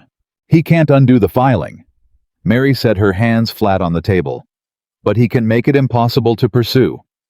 If there's no one left to press the claim in court, then the parcel sits in legal limbo until someone else moves on it, Caleb said, and Varnell has the money to wait longer than any probate court. So the threat isn't the documents anymore. No, Caleb said. The threat is us. She held that for a moment. Then she said, I won't run. He looked at her. I know. I mean it. I'm not leaving this mountain. I'm not starting over somewhere else with nothing looking over my shoulder. I did that in Duskwater for 2 years, and it wore me down to something I didn't like being. She met his eyes. This is where it ends, one way or another. Caleb was quiet for a long moment. He looked at his hands, the surgeon's hands scarred and still, and capable of things in both directions. Then we make it end right, he said. Can we get word to the territorial marshal? Takes time, he said. A week minimum to get a rider to the marshal's office in Denverford and another week back if he moves fast. Varnell won't give us 2 weeks. Tibbs, Mary said suddenly. Tibbs knows people. He's been in this county 30 years. He knows the circuit judge. He knows the deputy marshal in Harrow Creek. If he can move. Pete got back to him 2 days ago if he rode clean, Caleb said, following the thread. Tibbs knew we were heading to Crestfield. If he's watching, he knows we made it back. He stood up, walked to the window, stood with his back to her for a moment. I can get a message to Tibbs by tomorrow night if I leave at first light and take the east cut. That's Varnell's side of the mountain, Mary said immediately. I know. Caleb, I know, he said again, turning. But Tibbs is the only person in this county who can get legitimate law moving fast enough to matter. And I'm the only one here who knows that east cut well enough to use it safely. He looked at her steadily. You stay here. Doors barred the rifle. I showed you the revolver in the kitchen drawer. You don't open for anyone you don't recognize, and you don't light the lamp after dark. She stood up. I don't like this. Neither do I. He held her gaze. But I need you here, because if something goes wrong out there, you're the one who knows where Abbott's receipt is and what to do with it. You're the one Tibbs will look for. You're the last line. He paused. Do you understand what I'm saying? She understood. She didn't like it, but she understood, and she was too honest to pretend otherwise. Come back, she said. It came out more plainly than she intended. Something crossed his face. He didn't look away. That's my intention, he said. She nodded once sharp, the way she'd learned to nod when she was closing something before it could cost her more than she could spend. He left before the sky had any color in it. The cabin without Caleb in it was a different place. Mary discovered this within the first hour. It was not that she was helpless. She was not, had never been refused to be. It was that she had grown accustomed to the particular quality of him being there. The sound of his movements in the morning. The coffee on the stove. The way the cabin seemed to brace itself when he was in it, like a structure with a keystone. She kept herself busy. She checked the perimeter the way he'd shown her walking the cabin's exterior, looking for sign of visitors, watching the trail approaches from the points he'd identified. She worked in the garden for an hour, in the early cool. She went over the documents again, the receipt, the copies, organizing everything in the satchel, in the order a court would want it. Then she sat down at the table and let herself feel the weight of the last 2 weeks. It arrived like weather. The day in the saloon, the crate under her feet. The way Jeb had not met her eyes even once during the whole proceeding. The 2 days of riding up the mountain with a man she didn't know, choosing to trust him, because the alternative was worse, and because something in the way he moved told her he was worth the risk. The east wall, the garden, the coffee that was just there every morning without comment or expectation. She put her head in her hands and allowed herself 3 minutes of the grief she hadn't had room for since this started. Then she lifted her head, straightened her back, and went to check the trail again. He was back before dark. She heard Atlas on the lower trail and was at the door before he'd reached the hitching post, and she felt the particular relief of seeing someone return that you've been afraid might not. Tibbs got the message. he said, coming inside, pulling off his coat. He's moving. He has a connection with the deputy marshal, a man named Carver, who owes him a favor from something years back. Tibbs says Carver's honest, and he'll move if Tibbs asks him right. He sat down heavily. Carver can be here in 3 days if he rides. 3 days, Mary said. I know. Varnell's men could come before that. Yes. He looked at her. So we have 3 days to hold. She nodded. She was already thinking. We can make this cabin harder to approach. There's only one practical trail from below. I've got a system, he said. Trip lines. Signal markers. I set some of them when I first came up here. Habit. We add to them tomorrow. He looked at her with something careful in his expression. Did anything happen while I was gone? No, she said. Then, because she'd spent the day being honest with herself, I was frightened. He held very still. Not of being alone, she said. Of you not coming back. She met his eyes directly the way she'd always met things, straight on, chin up. I wanted you to know that. Because I think pretending otherwise wastes time, and I've wasted enough time. Caleb looked at her for a long, still moment. The lamp was between them, and the light was doing something to his face that made him look less armored than usual, less like a man who had decided not to need anything. Mary, he said, and her name in his voice was different from how anyone else had ever said it, careful, like something worth being careful with. You don't have to say anything back, she said quickly. I'm not asking you to, I was frightened too, he said. Coming back up that east cut, not of Varnell's men. He stopped. Of what I'd find when I got here. She held her breath. I don't do this well, he said. And there was something almost painful in his honesty, the kind of admission a man makes when he's decided to stop protecting himself from a particular truth. Caring about someone. Worrying about someone. I stopped doing it because it seemed like the safer thing. He looked at his hands. It's not as it turns out. It's just the lonelier thing. Mary looked at him across the lamp, across the table, across every careful mile they'd put between themselves and the worst versions of who they'd been before this. We don't have to name it, she said quietly. Not tonight. No, he agreed. But we're not pretending it's not there. No, he said again. We're not doing that either. It was enough, more than enough. She reached across the table and set her hand flat next to his, not touching, just close, and he looked at her hand and then at her face, and for a moment, the whole situation. Varnell, the filing, the 3-day wait. The men somewhere on the mountain. All of it receded, and there were just 2 people sitting at a table deciding not to be alone anymore. Then he turned his hand over, and she set hers in it. They sat like that for a while, and neither of them spoke, and the fire burned down in the stove, and outside the mountain held them in its enormous, indifferent dark. The first sign came at dawn on the 2nd day. Caleb was outside checking the trip lines when he found the first one triggered a simple arrangement of fishing line and a small bell he'd strung between 2 pines on the south approach. The line was broken. The bell was on the ground. He came back to the cabin moving fast. Someone came up the south approach last night, he said. Didn't get far, the secondary line is still intact, so they stopped or turned back. But they were here. Mary felt the cold move through her that had nothing to do with temperature. Testing us, she said. Seeing what we have, what our range of awareness is. He was already at the locked cabinet, the one she'd noticed on the first day and never asked about directly. He opened it now without hesitation, and inside were what she'd suspected medical supplies organized with precision, and beside them, ammunition, and a second rifle older than the first, but well maintained. He loaded both rifles and set them at the 2 windows that faced south.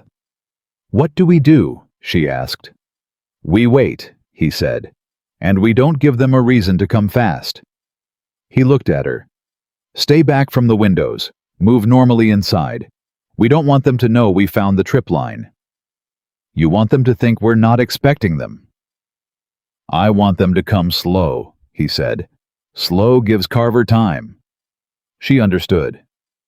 And if Carver doesn't come in time, He handed her the revolver from the kitchen drawer, the one he'd shown her on the first day, walked her through loading and firing with the matter-of-fact efficiency of a man who didn't assume incompetence. "You know how to use it," he said. "I know how to use it," she confirmed. He looked at her for a moment. "I want you to understand something," he said. "Whatever happens in the next day or two, the filing is done. The record exists. Tibbs knows, Abbott knows, Carver knows we filed. Even if Varnell, even in the worst case, the land is protected." "I know that," she said. "I need you to know it down in your bones," he said, "because I need you to be able to make decisions that aren't about the land, just about surviving." Mary looked at him. She read his face, the soldier in him now fully present, the part that had worked in field tents with the noise outside and a man bleeding on the table, the part that went completely there. "I understand," she said. He nodded. Then he went to the south window and watched. The second day passed in a state of contained readiness that was its own kind of exhausting. Every sound evaluated. Every shift of light through the trees interpreted. They traded positions at the windows. Every 2 hours, 8 without leaving the cabin spoke in low voices, even though there was no rational reason to keep their voices down inside 4 walls. In the afternoon, Mary said, "Tell me something from before. Not the war, something good." He was at the north window scanning the tree line. He didn't look away from it. "My wife used to make a particular kind of apple pie," he said. "She'd burn the edges deliberately, said the slightly burned part was the best part." "Was she right?" A pause. "Yeah," he said, and there was a smile somewhere in the word, buried deep but real. "She was?" "What was her name?" "Clara," he said. Mary went very still. "The mare," she said. He turned from the window, then just slightly. "You named her that," he said. "I noticed. I named her before I knew." "I know," he said. "I know you did." He looked at her. "I didn't mind. It felt like something." She didn't know what to say to that, so she said, "She was a good woman, I think." "The best I knew," he said simply, and turned back to the window. They held the silence together, and it was the most intimate thing they'd shared yet. Sitting with someone else's grief like it was yours to hold for a while, just to give them a rest from carrying it. Mid-morning of the third day, everything changed.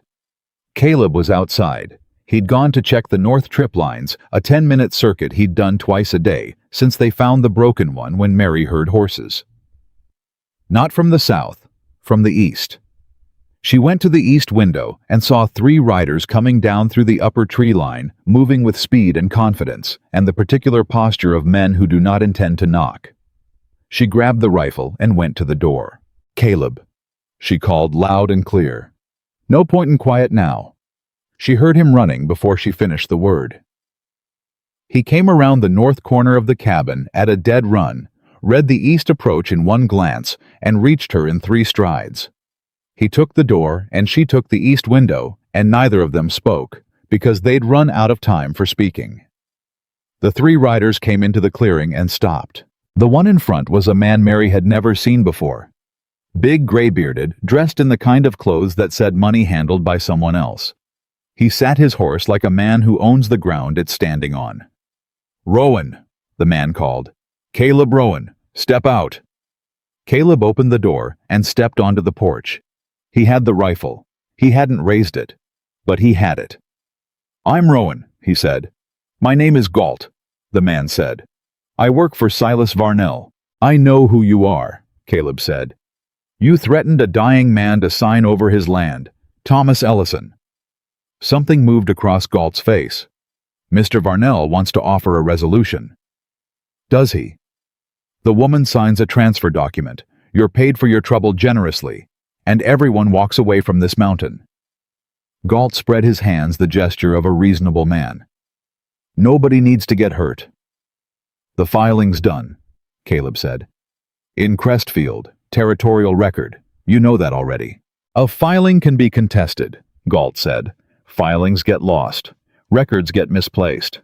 Mr. Varnell has the resources and the patience to contest this for 20 years if necessary. He paused. The woman would be an old woman by the time it resolved. Or, Caleb said, she takes it to a federal court in 6 months with Tibbs's testimony and the original documents and a receipt from Abbott at the Crestfield Land Office, and Varnell spends those 20 years in Canyon City. Galt's expression shifted. Just slightly. Just enough. He hadn't known about Tibbs, or Abbott specifically, or the federal angle.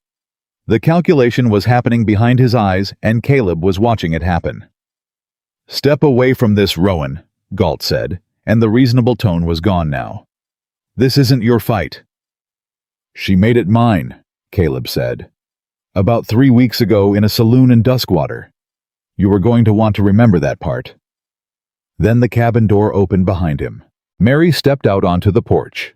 She had the revolver in her right hand held down, but visible, and she stood beside Caleb in the summer morning with her chin up exactly the way she'd stood on that crate in the saloon and looked at every man in the room. "Mr. Galt," she said, and her voice was completely steady. "I want you to go back to Silas Varnell and tell him exactly what you saw here. Tell him I'm standing on my family's land with my family's documents filed in the territorial record with the names of 3 witnesses who will testify to their authenticity.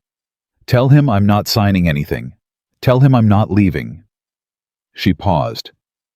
"And tell him the deputy marshal is 2 hours behind you on the Eastern Trail." Galt stared at her. "She's bluffing," one of the riders behind him said. "Am I?" Mary said. She wasn't. She had no way of knowing exactly where Carver was, but she held Galt's eyes with a certainty that had nothing to do with bluffing, and everything to do with a woman who had made her decision 3 weeks ago in a saloon and had not changed her mind since. Galt looked at Caleb. Caleb looked back at him with the flat, burned steel patience of a man who has nothing left to lose and has recently remembered what he's got to keep. The riders behind Galt exchanged a look. Galt pulled his horse around. "This isn't finished," he said. "I know," Caleb said, "but today it is." They watched the 3 riders go back up through the eastern trees. The sound of hooves faded. The clearing was quiet. Mary let out a breath that she had been holding since she stepped onto the porch. Her hand, she noticed, was shaking slightly, not from fear, she thought, but from the particular release of held tension, the body's honest accounting after the moment has passed. Caleb turned and looked at her.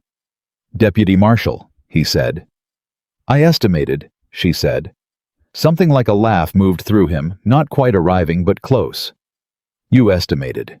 I've been estimating my way through this entire situation," she said. "I've done all right so far." He looked at her for a long moment. The morning light was doing things she didn't let herself think about too carefully, and he was looking at her the way he had the night she'd put her hand near his at the table, like something he hadn't planned to want and had stopped arguing with. "Yeah," he said quietly. "You have." And then, because neither of them had slept well in 2 days, and the adrenaline was passing, and the mountain was quiet, and it was for this exact moment over, she sat down on the porch step and put her face in her hands and laughed the slightly unhinged laugh of pure relief. And after a moment, he sat down beside her close enough that their arms touched, and she felt the warmth of him and didn't move away. They sat like that until her laughter settled. "Caleb," she said, face still in her hands. "Yeah. I'm very tired." "I know," he said. "I think I've been tired for about 2 years." "Yeah," he said again softer. "I think you have." She lifted her head, looked at the clearing where Galt's horses had been, looked at the mountain green and enormous and indifferent to all of it. Then she looked at him. "When Carver gets here," she started. "When Carver gets here, it moves into law's hands," he said. "That's what the law is for." He met her eyes. "And then we figure out what's next." "We," she said, noting the word. "We," he said, not flinching from it. She nodded slowly, turned back to the mountain. Let the word settle in the place where the exhaustion lived. "We." It was the most significant thing either of them had said in 3 weeks, and they both knew it, And neither of them made more of it than it was, because they were both people who understood that some things needed room to breathe before you named them. Carver arrived 4 hours later. He was a broad-shouldered man in his 50s with a deputy marshal's badge and Tibbs' letter in his breast pocket, and the look of a man who had ridden hard and wanted answers before he did anything else. He pulled up at the cabin, looked at Caleb on the porch, and said, "Rowan." "That's right," Caleb said. "Tibbs says you need law." "Tibbs is correct." Carver looked at Mary. "You're Mary Ellison." "I am," she said. "You filed in Crestfield 4 days ago, stamped and entered. Abbott can confirm." Carver nodded slowly, working through his information. "I've got a warrant for Silas Varnell," he said, and the words hit the air like something solid. Judge Aldrin signed it this morning in Harrow Creek based on Tibbs's affidavit and a complaint from the Crestfield filing clerk about intimidation of a territorial officer. He looked at them. "Varnell doesn't know about the warrant yet." Mary went very still. "Tibbs testified already." "Bruises and all," Carver said, and there was a grim satisfaction in it. "Old man's stubborn when he wants to be." Caleb looked at Mary. She was looking at the warrant in Carver's hand, a piece of paper, like the other piece of paper, small and official, and worth more than everything Varnell had tried to throw at them. "Galt was here this morning," Caleb said. "With 2 men. They left when Mary told them you were coming." Carver's eyebrows went up. "She told them I was coming." "I estimated your arrival," Mary said. Carver looked at her for a moment. Then he looked at Caleb. "I'm going to need everything you've got," he said. "Documents, the receipt from Abbott, anything you have on Galt and the riders, the approach this morning, all of it." "Come inside," Mary said. "I'll put coffee on." They talked with Carver for 2 hours. He was thorough and methodical and honest in the way that law in its best incarnation is supposed to be, not exciting, not dramatic, just careful and implacable. He wrote down everything, asked questions that showed he was genuinely listening, and when they were done, he folded his notes and told them what came next. "I'll take 2 deputies up the north face tonight, and we'll move on Varnell's operation tomorrow at first light," he said. "Galt and the men who were here this morning are part of the warrant accessory to intimidation, at minimum possibly more once we get into Varnell's books." He looked at them. "I'd like you both to stay on this mountain for the next week. You're the primary witnesses. I'll need you available." "We're not going anywhere," Caleb said. Carver nodded. He put his hat on and stood to leave, then paused at the door. He looked at Mary. "Your father registered that parcel right," he said. 14 years and it's still held. That's not nothing." Mary swallowed. "No," she said. "It's not." Carver left. The cabin was quiet. Mary stood in the middle of the room and didn't move for a long moment. Outside, she could hear Carver's horse moving away toward the north trail. The sound of law going to do its work. The sound of something she'd been holding up for 2 years, finally being held by someone else. She felt Caleb before she heard him, his presence shifting something in the air of the room the way it always did. "Hey," he said from close behind her. She turned.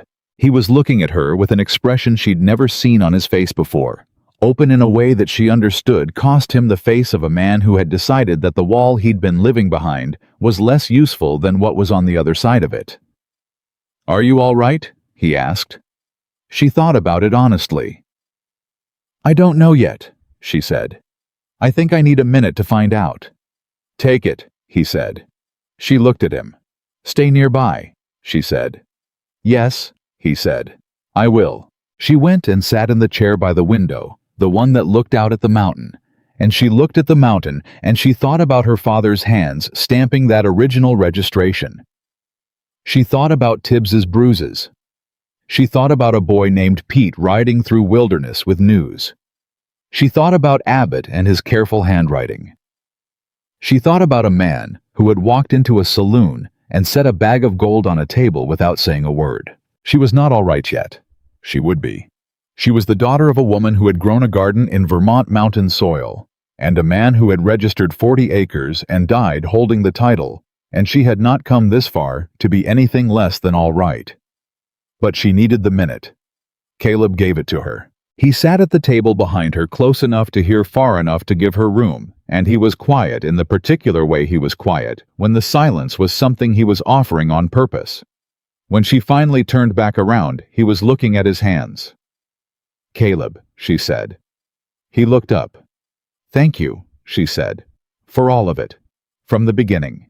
His jaw moved slightly, the muscle working the way it did when something reached him that he hadn't prepared for.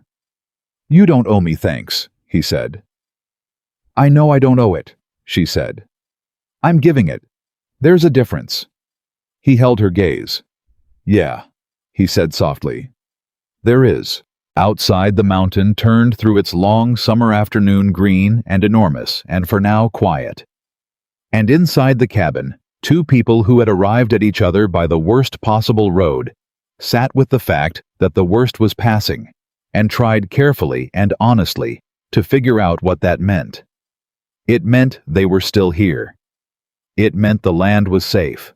It meant the coffee was cold, and neither of them cared, and the lamp needed lighting, and there was food to make, and tomorrow there was still work to do, and the day after that, and the day after that, and all of it stretched ahead like country.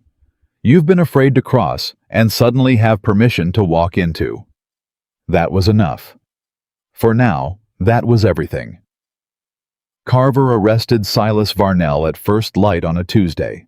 Mary and Caleb heard about it from Pete, who rode up the mountain 2 days later with the particular energy of a boy who has been waiting his whole life to deliver good news and finally has some. Varnell had been in his office at the mine operation when Carver and 2 deputies arrived with the warrant. He'd tried to send for his lawyer and then tried to send for Galt. And then, when neither of those things worked, he'd tried to simply refuse standing behind his desk with the specific outrage of a man who had never in his adult life been told no by anyone with a badge. Carver had told him no anyway. Galt had been picked up on the Eastern Trail an hour later, and the 2 riders from the cabin confrontation were in custody in Harrow Creek by evening. Tibbs was at the jailhouse when they brought Varnell in, Pete said, sitting at the cabin table eating cornbread with the appetite of the young. Said Varnell looked at him and said, "You did this." And Tibbs said, "Thomas Ellison did this 14 years ago when he filed proper." Pete shook his head with satisfaction. Tibbs said it real quiet, said it was the best thing he'd ever said in his life. Mary put her hand over her mouth for a moment. Caleb watched her from across the table, watched the way the news moved through her, not the explosive relief she might have felt a week ago, but something slower and deeper, the particular unwinding of a tension that has been held so long, the body doesn't quite know what to do without it. "Is it over?" she asked Carver's deputy, a young man named Reyes, who had ridden up with Pete to deliver the official information. Reyes chose his words carefully. "Varnell's in custody. The warrant covers fraud intimidation of a territorial officer and 3 counts related to the land claims. Judge Aldrin's set a hearing for 4 weeks out." He paused. "His lawyers are going to fight it. Men like Varnell always fight. But the filing's in the record, the witnesses are solid, and Tibbs's testimony about Galt threatening your father." He stopped. "That part's strong, Miss Ellison. That part's very strong." 4 weeks, she said. "At minimum," Reyes said. "Could be 6 months before it fully resolves in court. But—" He looked at her directly. "He's not coming up this mountain again. I can promise you that much." After Pete and Reyes left, Mary and Caleb sat with the news the way you sit with anything large, giving it room, letting it take the shape it was going to take. "It's not over," she said finally. "No," Caleb agreed. "But the worst of it is. The hearing. You'll have Carver and Reyes and Tibbs and Abbott and every document your father ever touched," Caleb said. "You'll have me if you need me. You're not walking into that hearing alone." She looked at him. "You'd go to Harrow Creek. Testify." "I was in that saloon," he said simply. "I know what Jeb said and what Varnell's man said afterward. That's testimony." He held her gaze. "I'm not leaving you to carry this alone." She was quiet for a moment. Then she said, You know, 2 months ago I couldn't have told you what it felt like to have someone say that. Neither could I, he said. They looked at each other across the table that had become the center of their shared world, where they'd planned and eaten and argued quietly and sat in silence, and once on a night 3 weeks ago held hands without saying what it meant. There's something I need to tell you, Mary said. Something in her voice changed, just slightly, just enough that Caleb heard it immediately and went still. All right, he said. She looked at her hands, looked at him, looked at her hands again. The telling of it required something, and she was gathering that something with the visible effort of a person who has rehearsed a moment many times and still finds the actual moment harder than the rehearsal. I think I'm expecting a child, she said. The cabin went completely silent. Caleb did not move. His expression did not collapse or shatter or do any of the dramatic things that expressions do in stories when men receive unexpected news. He simply went very still, the stillness of a man absorbing something that is going to rearrange everything and taking the time to let the rearranging happen properly. Before the saloon, she said, her voice carefully steady. Before Duskwater. I didn't know for certain until last week, but I'd suspected for longer. There was a man in Duskwater who it wasn't. She stopped, steadied herself, started again. It wasn't my choice. And I didn't know when any of this started. I found out here on this mountain, and I've been trying to find the right moment to tell you, and there hasn't been a right moment because every moment has had something else in it. Caleb looked at her. He had not looked away once during the whole of what she'd said. Are you all right? He asked. First thing. The very first thing. Something broke open slightly in her chest. Physically, yes. She said. It's early. I've been careful. I know what to watch for. She paused. I don't know how to feel about the rest of it. I've been trying to work that out. You don't have to have it worked out, he said. Caleb, Mary.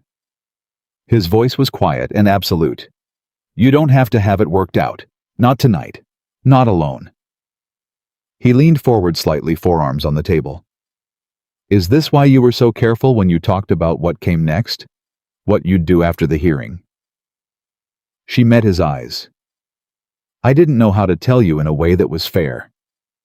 You took me in as you made a promise, and I was holding this back, and I didn't want you to feel... Stop, he said gently. She stopped. I need you to hear something, he said, and his voice was the voice he used when he meant everything he was about to say down to the last syllable. What you just told me does not change a single thing about the promise I made you in that saloon. Not one thing. He held her gaze. What it changes is what I need to ask you. She waited. Will you let me stay? He said. Not because you need me to. Because I want to. The question landed in the silence between them and sat there solid and genuine, with none of the complicated maneuvering of people who mean something different from what they say. Mary Ellison, who had been holding herself together by will and stubbornness, and the particular resilience of a woman who had never been given the luxury of falling apart, felt something in her eyes that she had not let happen in a very long time. She did not fall apart, but she allowed herself just this once to be seen by someone. Yes, she said, I'll let you stay. He exhaled just that. Just the breath going out of him like the last of something he'd been bracing against. Good, he said. The weeks that followed were the quietest they'd had since she'd arrived. Not empty. The mountain was never empty, and there was always work. And Caleb threw himself into the preparation for winter with the particular focus of a man who is building something for more than one person and knows it. He expanded the storage room without asking for her help this time. She noticed this and understood it for what it was. Not exclusion, but protection. The instinct of a man recalibrating around what needed to be kept safe. She let him do it. She was busy with her own recalibration. She wrote letters, 3 of them to Carver, to Tibbs, and to Abbott, laying out her plan for the hearing in Harrow Creek, requesting specific documents, asking Tibbs to identify 2 additional witnesses from the mining community who had seen Varnell's operation cross the boundary line. Caleb read them over when she asked and made 2 suggestions that improved them and kept his hands off the rest because he understood they were hers. They moved around each other in the cabin with the ease of people who have learned the physical language of shared space, who moves first in the morning, who takes which side of the work table, whose coffee gets poured without asking. Small things that accumulate into something large before either person notices it's happened. One evening, she was reading at the table and looked up to find him watching her from across the room with an expression she'd started to recognize, the open one, the one that cost him the one he was getting gradually better at not hiding. "What?" she said. "Nothing," he said. "Caleb." He looked at the floor for a moment, then back at her. "I was thinking about a thing Reyes said when they brought Varnell in." He paused. "He said Tibbs told Varnell that Thomas Ellison did this 14 years ago when he filed proper." "Yes," Mary said. "Your father built something that protected you from a man he never met," Caleb said. "From the grave, through paperwork and a tin box under the floorboards." He paused. "That's the kind of thing that takes a long time to appreciate fully." Mary set her book down. "I think about him every day," she said. "I know," Caleb said. He crossed the room and sat down across from her, and then carefully he said, "I'd like to know more about him, if you're willing to tell it." She looked at him. This man who had lost his own and chosen a mountain, and then chosen something else. He was stubborn, she said, and funny in the quiet way where you didn't always know he was joking until it was over. He could fix anything with the wrong tools.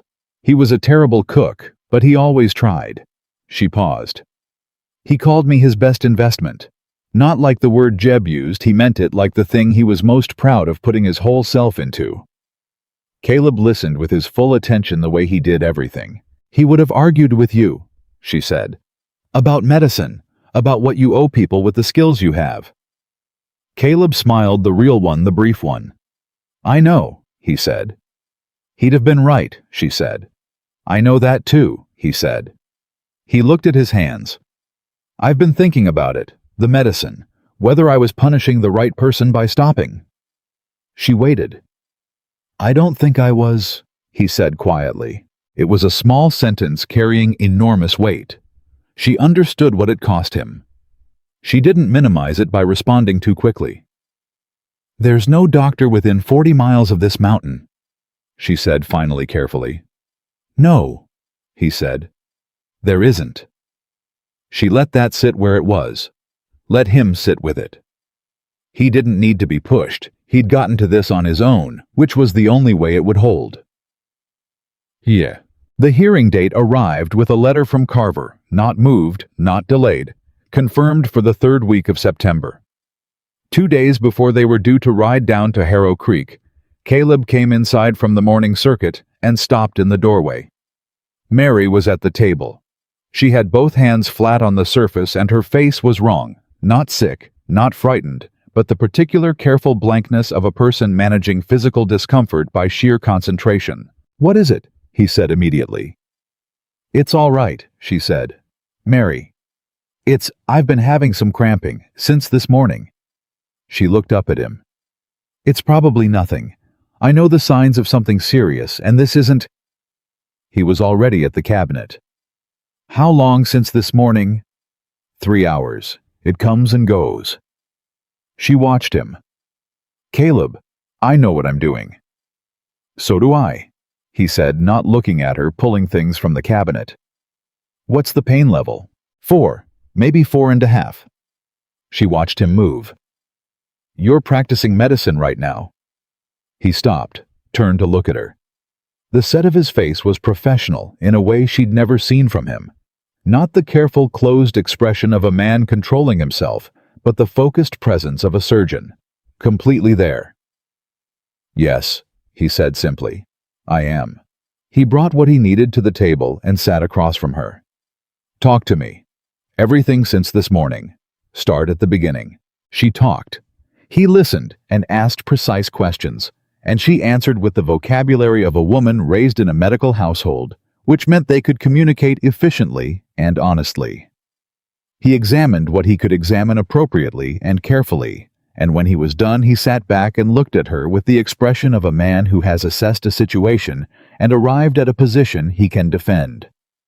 "It's not a crisis," he said, "but I want you still today. No riding. The hearing is in 2 days. Today you rest." His voice was firm in the way that was not harsh, just certain. "I'll send word to Carver to confirm we're still coming. We are still coming." He met her eyes. "But today you let your body do what it's trying to do, which is protect something." She looked at him for a long moment. "You're good at this," she said. He looked away briefly. Something moved in his face. "I remember how to be," he said quietly. "You never stopped," she said. "The cabinet, the books, the herbs." "In case," he said, which was what he'd said on the first day. The word meant something different now. She held his gaze. "Thank you," she said, "for coming back to it." He didn't answer right away. Then he said, "Thank her when she's born." Mary stared at him. He was looking at the window at the mountain through it, at something she couldn't see. "Her," Mary said softly. "Just a thought," he said. She felt something shift in her chest, deep and warm, and so unexpected, it took her a moment to recognize it as the specific feeling of a future becoming real. She rested. He stayed close, not hovering, just present, the way he was present, which was the most complete presence she'd ever known. They rode to Harrow Creek on the third day, arriving in the late morning to find Tibbs already there, sitting outside the courthouse, with the patient permanence of a man who has been waiting his whole life for this particular day, and arrived early to be sure. He stood when he saw Mary, and she crossed the distance between them quickly, and he held her by both arms, and looked at her face and said, "Your father would be, he would be so." And then his voice failed him, and she held his weathered old hands in both of hers and said, "I know, me too." Caleb stood back and let them have it. Reyes met them at the courthouse door, with the procedural briefing. Judge Aldrin, 2 hours Varnell's lawyers had filed 2 pre-hearing motions that Carver's people had already answered. They went inside. The courtroom was small and full, and smelled of wood and old paper. Varnell was there at the opposing table, in better clothes than the mine office, with 2 lawyers on either side of him like buttresses. He looked at Mary when she came in, and something moved in his face. Not remorse, not even fear exactly. The particular expression of a powerful man who is for the first time in a room where his power doesn't transfer. Mary looked back at him. She did not look away first. Caleb sat beside her at the table. He was not a lawyer and had no official role until Carver called him as a witness, which was scheduled for the afternoon session. But he was there solid and present, and she felt it the way she always felt his presence, as something structural. Tibbs sat on her other side. Judge Aldrin came in, and the room stood and then sat, and the proceeding began. It was not dramatic in the way of stories. Law in its actual functioning is thorough and exhausting and often dull in its mechanics. Documents were entered. Dates were confirmed. Abbott testified about the filing, and Varnell's lawyer questioned him for 40 minutes about clerical procedure, and Abbott answered every question with the meticulous accuracy of a man who had kept correct records and knew it. Then Tibbs testified. He was on the stand for an hour. He described Thomas Ellison's original registration. He described the survey work he'd done with Ellison decades back that established the boundary lines. He described the day Galt came to his house and the things Galt said about what the visit would become if he didn't produce the documents. He described his bruises, which Carver's deputy had photographed and entered into evidence. Varnell's lawyers questioned him for another 40 minutes. Tibbs answered everything without moving from his position by a single inch. When he came back to the table, Mary put her hand over his. "Good," she whispered. "Your father taught me to tell the truth and take the consequences," Tibbs said. Seemed like the right day to remember it. In the afternoon session, Caleb testified. He described the saloon in Duskwater. The crate, the rope on Mary's wrists, The words Jeb Collins used and the words Varnell's man had used afterward, asset interest, specific the language of a man who wanted to own a person for what she could be made to sign. He answered questions in the same flat, direct voice he used for everything, and he did not embellish, and he did not hedge, and he did not look at Varnell's table. When Varnell's lawyer tried to suggest that the whole proceeding in the saloon was a private debt matter unrelated to the land claim, Caleb said, "The man Varnell sent to the saloon used the words specific interest in the woman. He said the money was incidental. Those are not the words of a creditor collecting a debt. Those are the words of a man following his employer's specific instructions." He paused. "You can ask the bartender in Duskwater. He heard the same thing." There was a brief commotion at Varnell's table. They had not known about the bartender. Judge Aldrin called for quiet.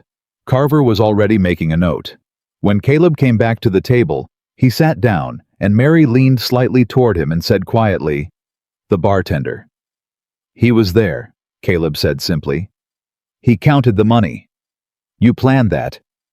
"I thought it might be useful," he said. She looked at him. The closed expression, the burned steel eyes, the absolute composure of a man who had spent the last 3 weeks turning back toward a world he'd left and was discovering piece by piece that the world had things in it worth coming back for. "You are relentless," she said. "When it matters," he said. Judge Aldrin recessed for the day and set the decision hearing for the following week. He did not grant Varnell's motion for dismissal.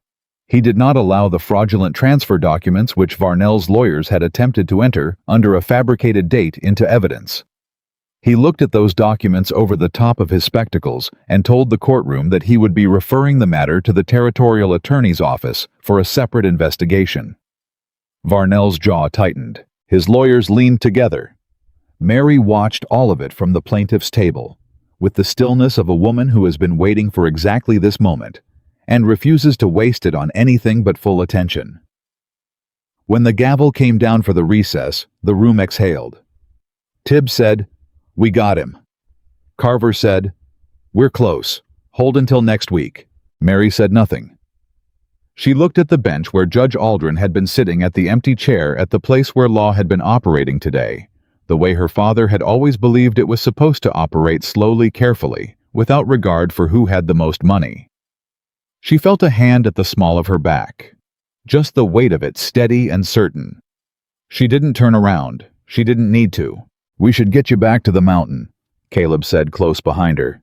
"You need rest and food, and the horse isn't as comfortable as I'd like for the ride back." "I'm all right," she said. "I know you are," he said. "I want you to stay that way." She turned then, because she wanted to see his face when she said what she was going to say.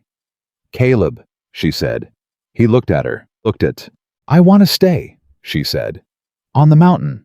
I want to stay there." She held his gaze. "Not because I have nowhere else.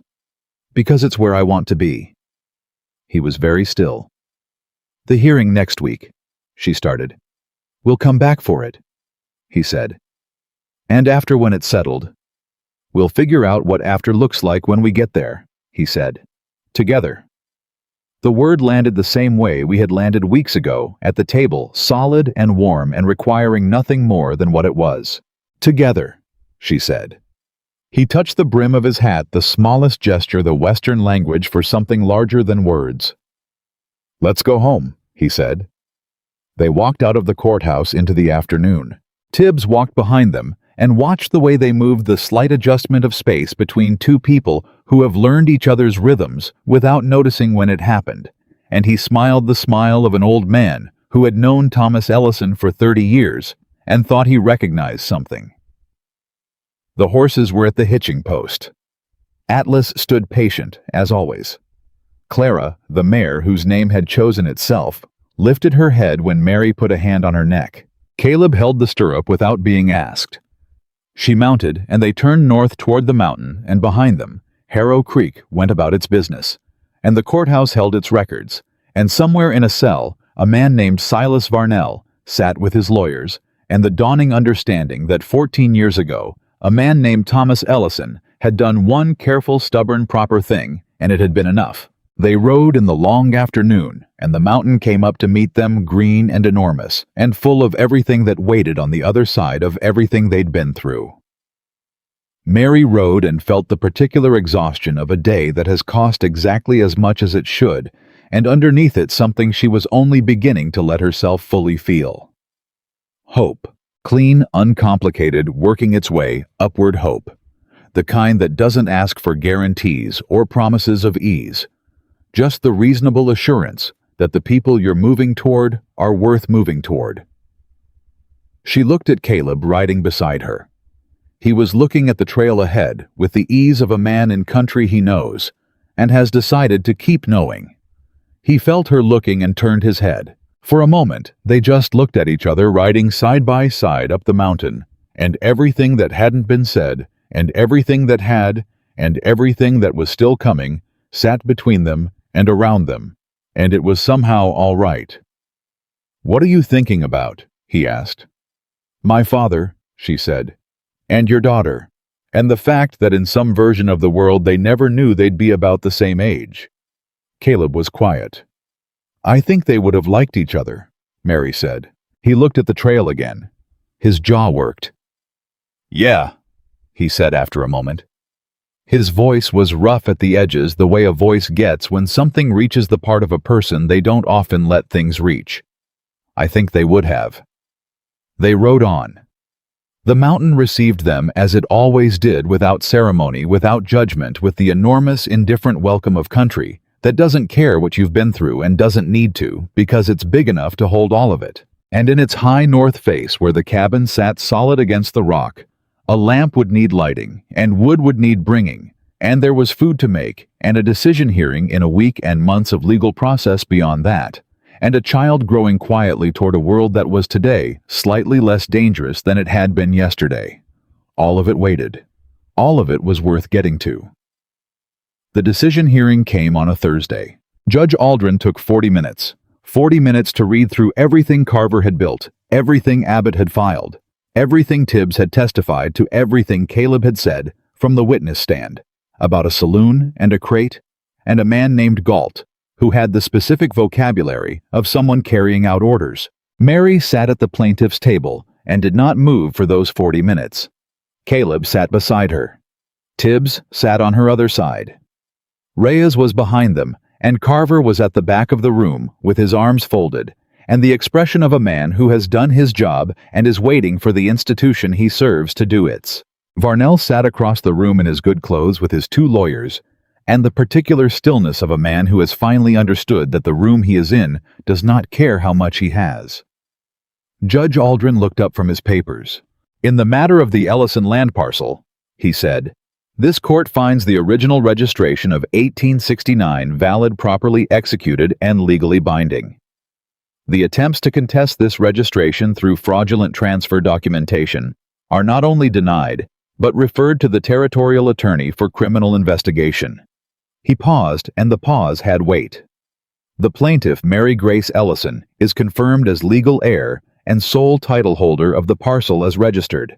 All mining operations conducted on this parcel without authorization are in violation of the Territorial Land Code and must cease within 30 days pending separate proceedings." He set down his papers. "Furthermore," he said, "Mr. Silas Varnell is remanded for trial on charges of fraud, conspiracy to intimidate a territorial officer, and unlawful coercion. Bail is set at $5,000. He looked at Varnell's table with the dry dispassion of a man who has seen every kind of scheme and grown tired of all of them. "In my experience, gentlemen, a man who builds on ground he doesn't own is eventually undone by what's underneath him. Mr. Varnell, you've been building on the Ellison ground for 2 years. I'd call that your first mistake. Thinking you could simply buy or coerce your way past 14 years of proper record, that was your last." The gavel came down. The room moved. Tibbs made a sound beside her, a short, compressed sound that was everything he wasn't going to say out loud in a courtroom. Reyes exhaled. Carver uncrossed his arms. Mary sat very still. She heard the gavel. She heard the room beginning to shift and murmur around her.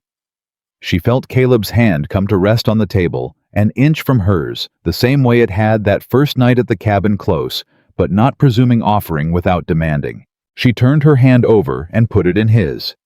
He held it. "It's done," he said quietly. "It's done," she said. She did not cry. She had used up her tears on smaller things over the past 2 years, the frustrations and the fears and the grinding loneliness of carrying something no one else knew you were carrying. What she felt now was too large for tears. It was the feeling of a weight being set down after so long that the body doesn't immediately know how to stand without it. She sat with it for a moment, felt it, let it be real. Then she stood up, because there were things to do and people to thank, and her father's name to carry correctly into the next part of whatever this was going to be. Varnell was led out of the courtroom by a deputy, and as he passed the plaintiff's table, he stopped just for a moment, just long enough, and looked at Mary. She looked back at him. "You should have offered your father a fair price," she said. "He would have listened. He was a reasonable man." Varnell said nothing. Something moved in his face that was complicated and probably not remorse, but was at least the beginning of the understanding that he had miscalculated somewhere fundamental. The deputy moved him along. Galt, already in custody, would be dealt with separately. The 2 riders from the cabin confrontation had already made arrangements with Carver that involved cooperation and reduced charges. The machine of law, once moving, had its own momentum. Outside the courthouse, Tibbs took Mary's hands again, both of them, and looked at her the way he had when she'd arrived, like a man seeing something he'd waited a long time to see. "Thomas would have stood right here," Tibbs said. "Right here on these steps, and he would have looked at this and said, 'I always knew it would hold.'" "He would have," Mary said. "He said it about a lot of things. He was usually right." "He was right about you," Tibbs said. She squeezed the old man's hands and let go before she lost the composure she was managing carefully. Carver shook her hand with the brisk professionalism of a man who respected what she'd done and expressed it in the currency of professional acknowledgement. "You'll need to come back when the mining proceedings start," he said. "Probably 2 months out. We'll need your testimony on the boundary encroachment." "I'll be here," she said. "We'll be here," Caleb said beside her. Carver looked at him. Something passed between them, the recognition of 2 men who had been in difficult country together and come out on the right side. Carver nodded once. Caleb tipped his hat once. That was sufficient. They rode back toward the mountain in the late afternoon, and this time the ride felt different from every other ride they'd made, not urgent, not pursued, not moving toward a deadline, just moving toward home. Mary rode and let herself think about that word. Home. It was a word she'd been careful with since her father's house was lost. Careful the way you're careful with a word that has burned you before holding it at a distance, not letting it attach to anything temporary. The cabin on the north face of the Rockmore Pass was not temporary. She knew that now. It was in the way Caleb had expanded the storage room without being asked. It was in the coffee that was always on the stove. It was in the east wall they'd built together, and the garden that was coming in better than either of them had expected. It was in the unlocked cabinet and the Gray's Anatomy, with the separated binding, and the man who had said, "I remember how to be." She let the word attach. Home. But 3 days after they got back to the mountain, something shifted. Mary woke before dawn and lay still in the dark, and knew the way a woman knows that the next chapter of something was beginning. She had been expecting, it had known for weeks, had been calculating, had made sure Caleb knew what to watch for, and when to start watching for it more closely. She was not afraid. She had been raised at the elbow of a woman who brought children into the world in hard places with limited tools, and she knew what to do, and what to watch for, and what meant something was wrong. She lay still for a while longer, taking stock. Then she got up, moved to the main room, and put wood on the stove. Caleb appeared in the doorway in about 90 seconds, which told her he had not been sleeping soundly either. He looked at her face and asked nothing, because her face told him what he needed to know. "Is it time?" he asked. "Not yet," she said. "But today."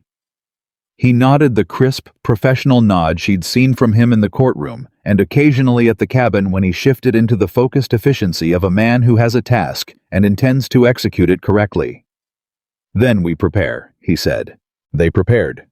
He moved through the cabin doing the things he needed to do with the precision of a surgeon who has rediscovered his tools, laying out what was in the cabinet in the order he would want it.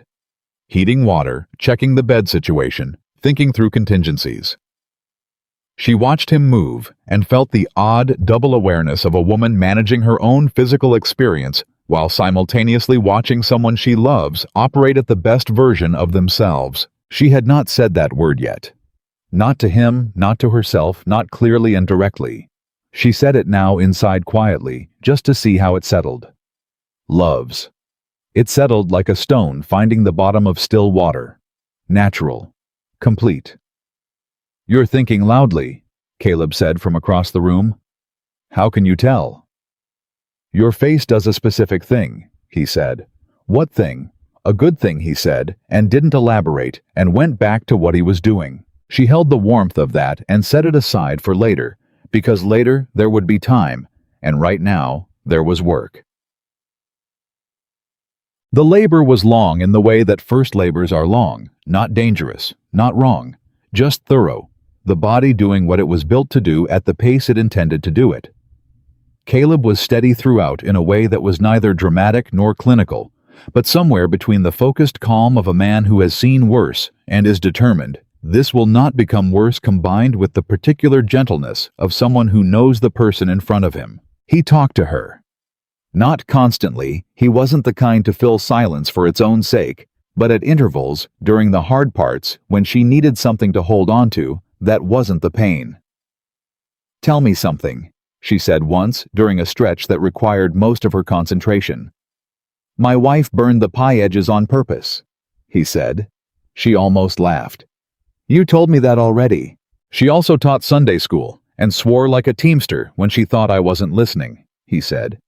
"And she had a theory that coffee tasted better from a chipped cup. She had one specific cup she used every morning and refused to replace it even after the handle broke off completely." Mary focused on his voice, on the small solid details of a life that had been real and was still real in him. "What was her name again?" she said. "Your daughter." A pause. "Hope," he said. She looked at him. He was looking at her steadily, his expression open and certain. "Hope," she said. "If you want to," he said. "Only if you want to."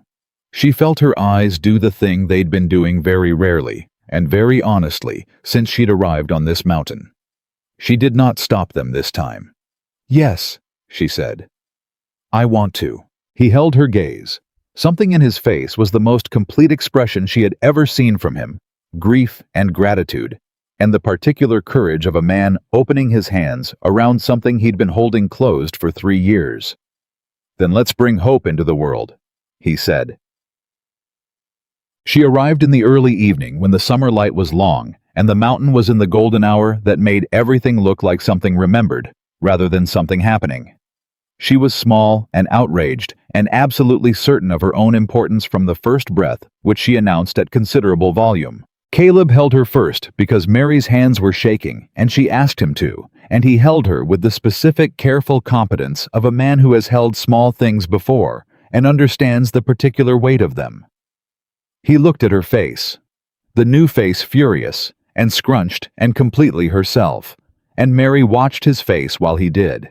What she saw there was not something she could fully describe. It was the expression of a man encountering something he had told himself he would never have again, and finding that the having of it was nothing like what he had been afraid it would be. It was not replacement. It was not erasure. It was addition, the way love is always addition, never substitution. However much loss has told you otherwise. His jaw worked. His eyes did the thing that eyes do when a man refuses to cry, and the refusal is only partially successful. "Hello, Hope," he said very quietly. The baby, as if she understood that this was the relevant person addressing her, stopped crying for exactly 2 seconds. Then she started again because she had opinions. Caleb laughed, a real one, full and sudden and unguarded, the laugh of a man ambushed by joy in the best possible way. He brought Hope to Mary and settled her there, and Mary looked at her daughter and felt the specific enormity of a moment that cannot be prepared for regardless of how long you've known it was coming. "She's furious," Mary said. "She's Ellison stock," Caleb said. "What did you expect?" Mary looked up at him through the blur. She wasn't fighting anymore. "Stay," she said. "Already decided," he said. "I tagged." The weeks after Hope arrived rearranged everything and nothing. Everything. The rhythms of the cabin shifted entirely around a small person who had no regard for prior schedules and an unwavering confidence in her own needs. The storage room Caleb had expanded became the room where Hope slept, lined with the practical warmth of a man who had spent 2 months making it right without saying that was what he was doing. The garden produced enough that they were not worried about winter. The medical cabinet, fully restocked on Caleb's last supply run to Duskwater, was organized with the precision of a man who had returned to his profession quietly and permanently. The coffee was still on the stove every morning. The east wall still stood. The mountain was still enormous and indifferent, and held them without ceremony. Caleb had resumed practicing. Not in a town, not with a shingle on a door, but in the way that made sense for where they lived. Word had moved through the county, the way word moves in rural places, and people came to the mountain when they needed someone. And he saw them in the cabin with the same focused presence he'd brought back from that first day with Mary and the medical cabinet, and he charged what people could pay, and did not charge what they couldn't. Mary helped when he needed her.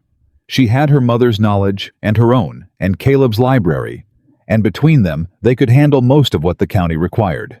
Tibbs came up the mountain in October, riding slowly because his age had opinions about riding with a jar of his wife's preserved peaches, and a copy of the final territorial court ruling that confirmed Mary's title in full and ordered Varnell's mining operation to cease activity on the Ellison parcel. He sat at the table and held Hope while Mary made coffee, and the old man looked at the child with the expression of a man completing a long story. "Thomas would have been impossible about this baby," Tibbs said. "Absolutely impossible.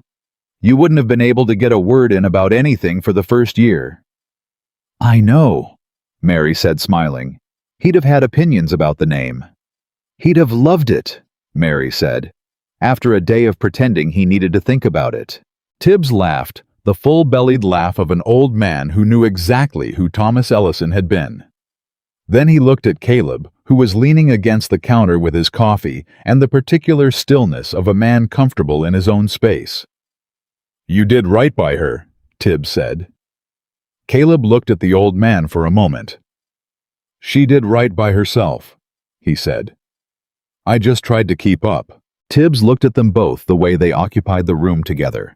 The language of two people who had learned each other, and nodded slowly, the nod of a man satisfied with how a thing has turned out. Thomas always said, Tibbs started and then stopped, tried again. He said the land wasn't about the land. He said he registered that parcel because he wanted there to be a place in the world that was hers. Somewhere that had her name on it. Somewhere she could always come back to. Tibbs looked at Mary. I think he got more than he was aiming for. Mary looked around the cabin. At the shelves with their medical books and the Gray's Anatomy with the separated spine. At the east wall they'd built together. At the garden outside the window spent now in October, but promising next spring. At the man leaning against the counter who had walked into a saloon and set a bag of gold on a table and changed the direction of everything. He did, she said. He really did. Jeb Collins came in November. Mary heard about it from Reyes, who sent a letter. Jeb had come to the deputy's office in Harrow Creek, asking after his sister, and Reyes had told him she was well, and asked if Jeb wanted to send a message. Jeb had said he wasn't sure he had the right. Reyes wrote that part carefully, like a man transcribing something he thought mattered. Mary read the letter twice, sat with it for a full day. Then she wrote a response to Reyes, and asked him to give Jeb one sentence from her. She was all right, and she hoped he was learning to be. That was all. Not forgiveness. Not yet. Maybe not for a long time. Maybe not in the full way that the word usually means. But something. The door left open a crack, not because he deserved it, but because she had enough now. Enough safety. Enough solidity. Enough people who would stay that she could afford the small mercy of not closing things entirely. She told Caleb about it that night. He listened without interrupting the way he always listened. "Do you think he'll come?" Caleb asked. "I don't know," she said. "I think he's ashamed. I think shame takes a long time to move through." "Does that change anything for you?" She thought about it honestly. "No," she said. "What he did doesn't change because he's ashamed of it.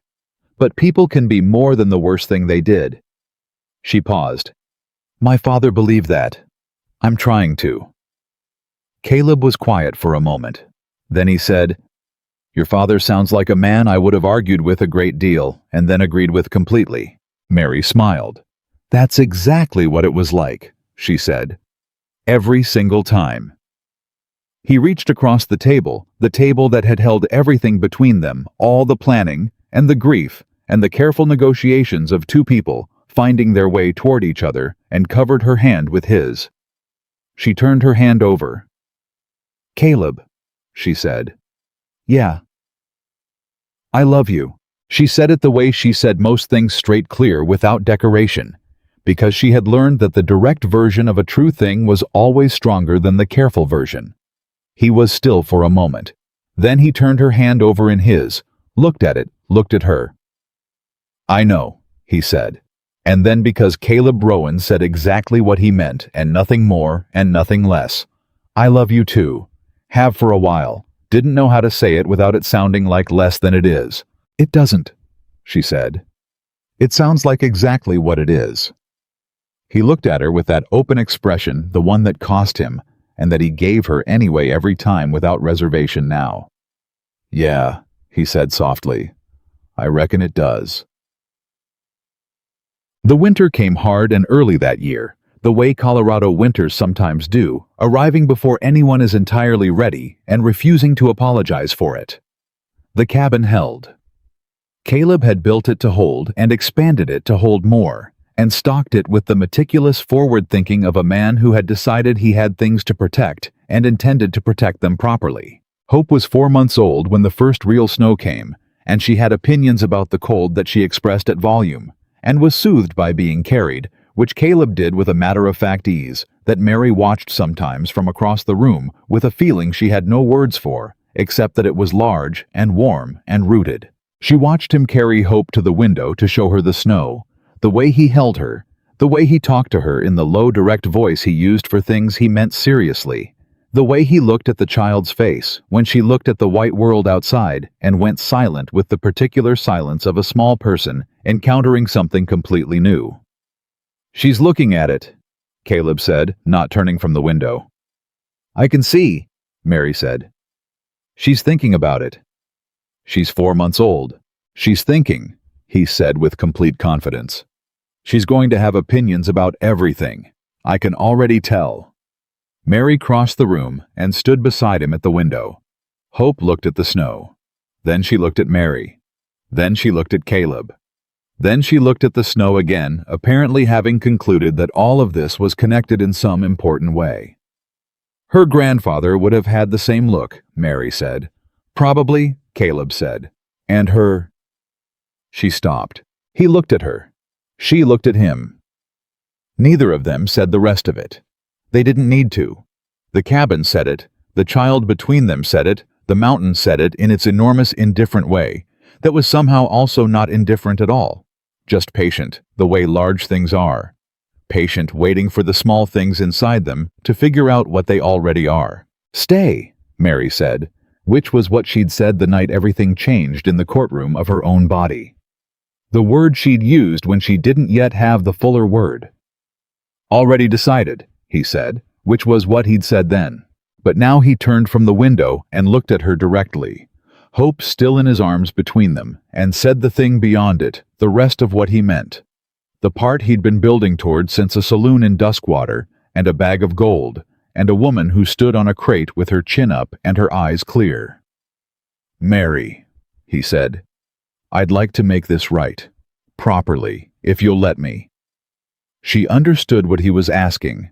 The cabin understood. The mountain understood. "Ask me," she said. "Marry me. he said. Simple, direct, certain. Not because you need to, because I want to spend every year I have left being the man this family deserves. She looked at him, at the burned steel eyes that had thawed at the face that had opened at the man who had come back to himself on this mountain, because something in her had called the best part of him home. Yes, she said. Just that. Just yes. Complete and solid and requiring nothing added to it. Hope, as if she had been waiting for the appropriate moment to weigh in, made a sound of emphatic agreement. They both looked at her. She approves, Mary said. She has excellent judgment, Caleb said. Mary put her hand on Hope's back, and Caleb's hand came to cover hers there, and the three of them stood at the window of a cabin on the north face of the Rockmore Pass, while the first real snow of winter came down outside, and none of them were alone, and all of them were home. In the spring, Pete rode up the mountain with a letter from the Territorial Land Office confirming the final resolution of the Ellison parcel case. Varnell convicted on 2 counts. His operation dismantled the boundary lines resurveyed and staked at the county's expense. Pete also brought a jar of Tibbs's wife's preserves and the information that Tibbs had told everyone in Harrow Creek that the whole thing had been resolved exactly as Thomas Ellison would have wanted, which was correctly and permanently. Mary read the letter standing in the doorway of the cabin while Hope sat in the garden in the morning sun, examining a tomato plant with the focused curiosity of a child discovering that the world contains an infinite number of things worth attention. Caleb came up behind her and read over her shoulder. She felt him exhale the long, quiet exhale of a matter finally fully, completely closed. It's done, she said. It's done, he said. She leaned back against him, and he put his arms around her there in the doorway of the home they had built and held together, and they looked at their daughter in the garden with her grandfather's stubbornness and her mother's clear eyes and her whole enormous future arranged before her like country.